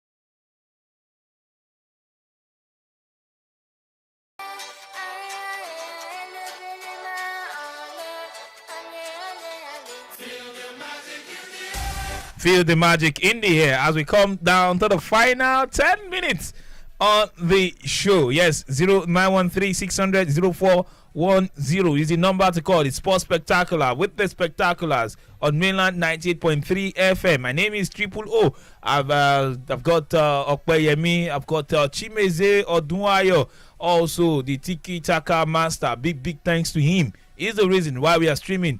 Yes, on YouTube right there. Yes, is the reason why we are streaming on YouTube. Also, Sweet Yemi, Tunde Young, and also Akintayo. Big thanks to all the guys. Yes, even from the phone lines already. I'm thanking you all. But the show has not ended. We still have some few minutes left. And those few minutes, we use it to take predictions for the games that will be happening tomorrow. The game, particularly, that will be happening tomorrow in the English Premier League out there at the Theatre of Dreams. At the end of 90 minutes, we leave the Theatre of Dreams or Theatre of Nightmare. Will the Gunners bring enough bullets to Old Trafford? Will they take enough bullets to Old Trafford to banish the Devils at the Old Trafford into a bottomless pit? Or will the Devils have the Gunners for dinner when that game would have ended right there? 0913 600 0410 is the number to call. There is a game still ongoing. The Super Eagles B team, yes, they've scored against Ghana. They have just it's 88 minutes right now. The goal was scored in the 79th minute. Yes, they have just about 2 minutes left of regulation time plus additional time. We don't know how many minutes will be given to take it to 2-2. Sorry, 2-2 on aggregate, 2-0 on the 9th, and 2-2 on aggregate to see if they can go all the way to extra time. But 0913 600 0410 is the number to call. Anytime you see my breath just keep like that, it's Haaland that is about to happen, and still Haaland fighting left and right looking for that second goal. Erling brought Haaland. Any ball inside the net, the best way to stop Haaland, I think, which Aston Villa have been doing decently so far, is stopping the ball from getting to Haaland. Stopping the ball from getting to Haaland. But Yes. guys, I don't want too much analysis because I want to take just reaction. 1 minute on this one. I think one of the smartest things Pep Guardiola did was that he knows that Man City they've never had shortage of balls into the box 18 or the box 6. All they needed to do was just to have that final finisher. See, if this was when Edin Dzeko was at Man City, I can bet you that Pep Guardiola would not have sold him. They just needed a striker with that big physical presence that was going to convert those chances. And look at what Haaland is coming. See, Haaland by match day 20, now 30 goals. See, okay. Match, will see. I give him match day 15 because for Eli brought Haaland. Where is the start? There's a start already. He's breaking record. He has equaled a 30-year record. How many days in the Premier League? He has equaled a 30-year record. The fewest games needed to score 10 Premier League goals. The last person to do it was McKean. Yes, McQueen was the last person to do it, and Eli brought Haaland also have done it. 6 games, 10 goals, and it looks like he will break it. It looks like he will break it and set a new record. Erling brought Haaland also. These people are wicked. I will not say I will say it. This is not true. This Did is they Drogba 52 appearances, 9 goals. Erling Haaland 6 appearances, 10 goals. okay, that was in his final season. That was the last season at Chelsea. 20. I don't care. 52 appearances, 9 goals. 2011, 2012 season. Now 0913 600 0410 is the number to call. Call in and drop your predictions ahead of the game at Old Trafford tomorrow. Okay. Let me see if I can take 3-4 calls. Hello, good evening. Hello, good evening. Yes, you have welcome. 20 seconds. Arsenal to win 4-0. Please, I have one question. Go on. Between these 4 coaches, Steven Gerrard, that Nottingham Forest coach and Cooper, Everton coach and Liechtenstein coach, who will the first start inside that 4? Well, at least you know at some point they will sack one of these 4. One must go. Let's take this message while we take calls in between. This one says, good evening. I'm John from Shasha. I would like Okwe to analyze Man U and Arsenal game in defense. We is stronger, same in midfield and in attack. Okay, Okwe, we is stronger in defense. United against quick one. We stronger in defense. United, Arsenal. Man U is stronger, but Arsenal is better defensive wise. In midfield? No, Man U's got this one. In attack? It's Arsenal. Okay, thank you. John, you have your answer already. Also, let me take this message. This one says that Silva from Bagada. Honestly, Haaland is a beast. It's just making me happy. Ala Madrid. Imagine this Haaland in Real Madrid. I mean, Arsenal 2, Manchester United 1. Gunners for life. Lawrence in Harmony Estate. From Harmony Estate. Okay, thank you very much. Let's go back to the phone lines. Hello. Hello. Triple. Isaac. Yeah, Isaac calling back from Ojo. Yes. For me, I think tomorrow Manchester United should be winning maybe 2-1 tomorrow. 2-1. Manchester United to win 2-1. 2 goals to 1. Yes. Okay. Thank you. Thank you for your take. It's full time in the Milan derby. It's AC Milan that has finished as victors in that one. 3 goals to 2 they won. 2 goals from Rafael Leao, 1 from Olivier Giroud. Hello. Good evening. People, yes, your predictions. Honestly, Arsenal will beat Man U. Arsenal to win against Manchester United. Yes. Let me tell you the truth. If you want to toast again, if she's Arsenal fan, honestly, this is enjoying very well. Okay, thank you very much. Can I take one more call? Okay. This final one, 10 seconds. Hello, good evening. Good evening. Yes, your name and where you are calling from? This is John calling from Shasha. Okay, John from Shasha. 10 seconds you've got. Arsenal. United and Manchester United. I'm not really sure, but I just have this feeling that Man is going to win tomorrow match. That this is football we're talking about. Anything can happen. Who would have believed Manchester United would have won Liverpool that match? But Okay, I didn't cut you off. I guess your airtime finished right there. Well, we have to go. Big thanks to all who have joined in from 2 p.m. down to 7 p.m. We love you. I mean, you are the reason why we are here. 5 hours. Thank you. We love you. That's the reason why we are here. That's the reason why we are being paid, to make your Saturday a spectacular one. You say? Come again? Oh, Nigeria against Ghana. I don't know why you guys don't Okay. I never believed them. As we are about to leave, I don't know why you guys don't rate me in this Super studio. Eagles I don't beat know him. why. 2-0 already. I don't know why you don't rate me in this studio. I told you these guys will qualify. I've been saying it since Tuesday. Okay, they've not qualified yet. I told you they will do enough to qualify. On the 90th minute. I actually thought they were going to win, but they won't qualify. But I told never you, knew I that. said it here that I saw the if they first win leg and 2-0, there was nothing to If write Ghana about goes it. conquer. Please, Ghana can score. They will get the job done. Well, I'm so positive. they You have get few the more job minutes. done. See, if we enter this matter, 9 p.m. we are still here taking calls. We have to go. They just have to. It just has to be a very good weekend for Nigeria. The past 3 weekends has been The horrible Liverpool for are us. losing in their friendly match against so we just USA have now to, again. please. We need to Okay. get It feels like we should not leave. Well, we have to leave. Alan and Kelvin De Bruyne.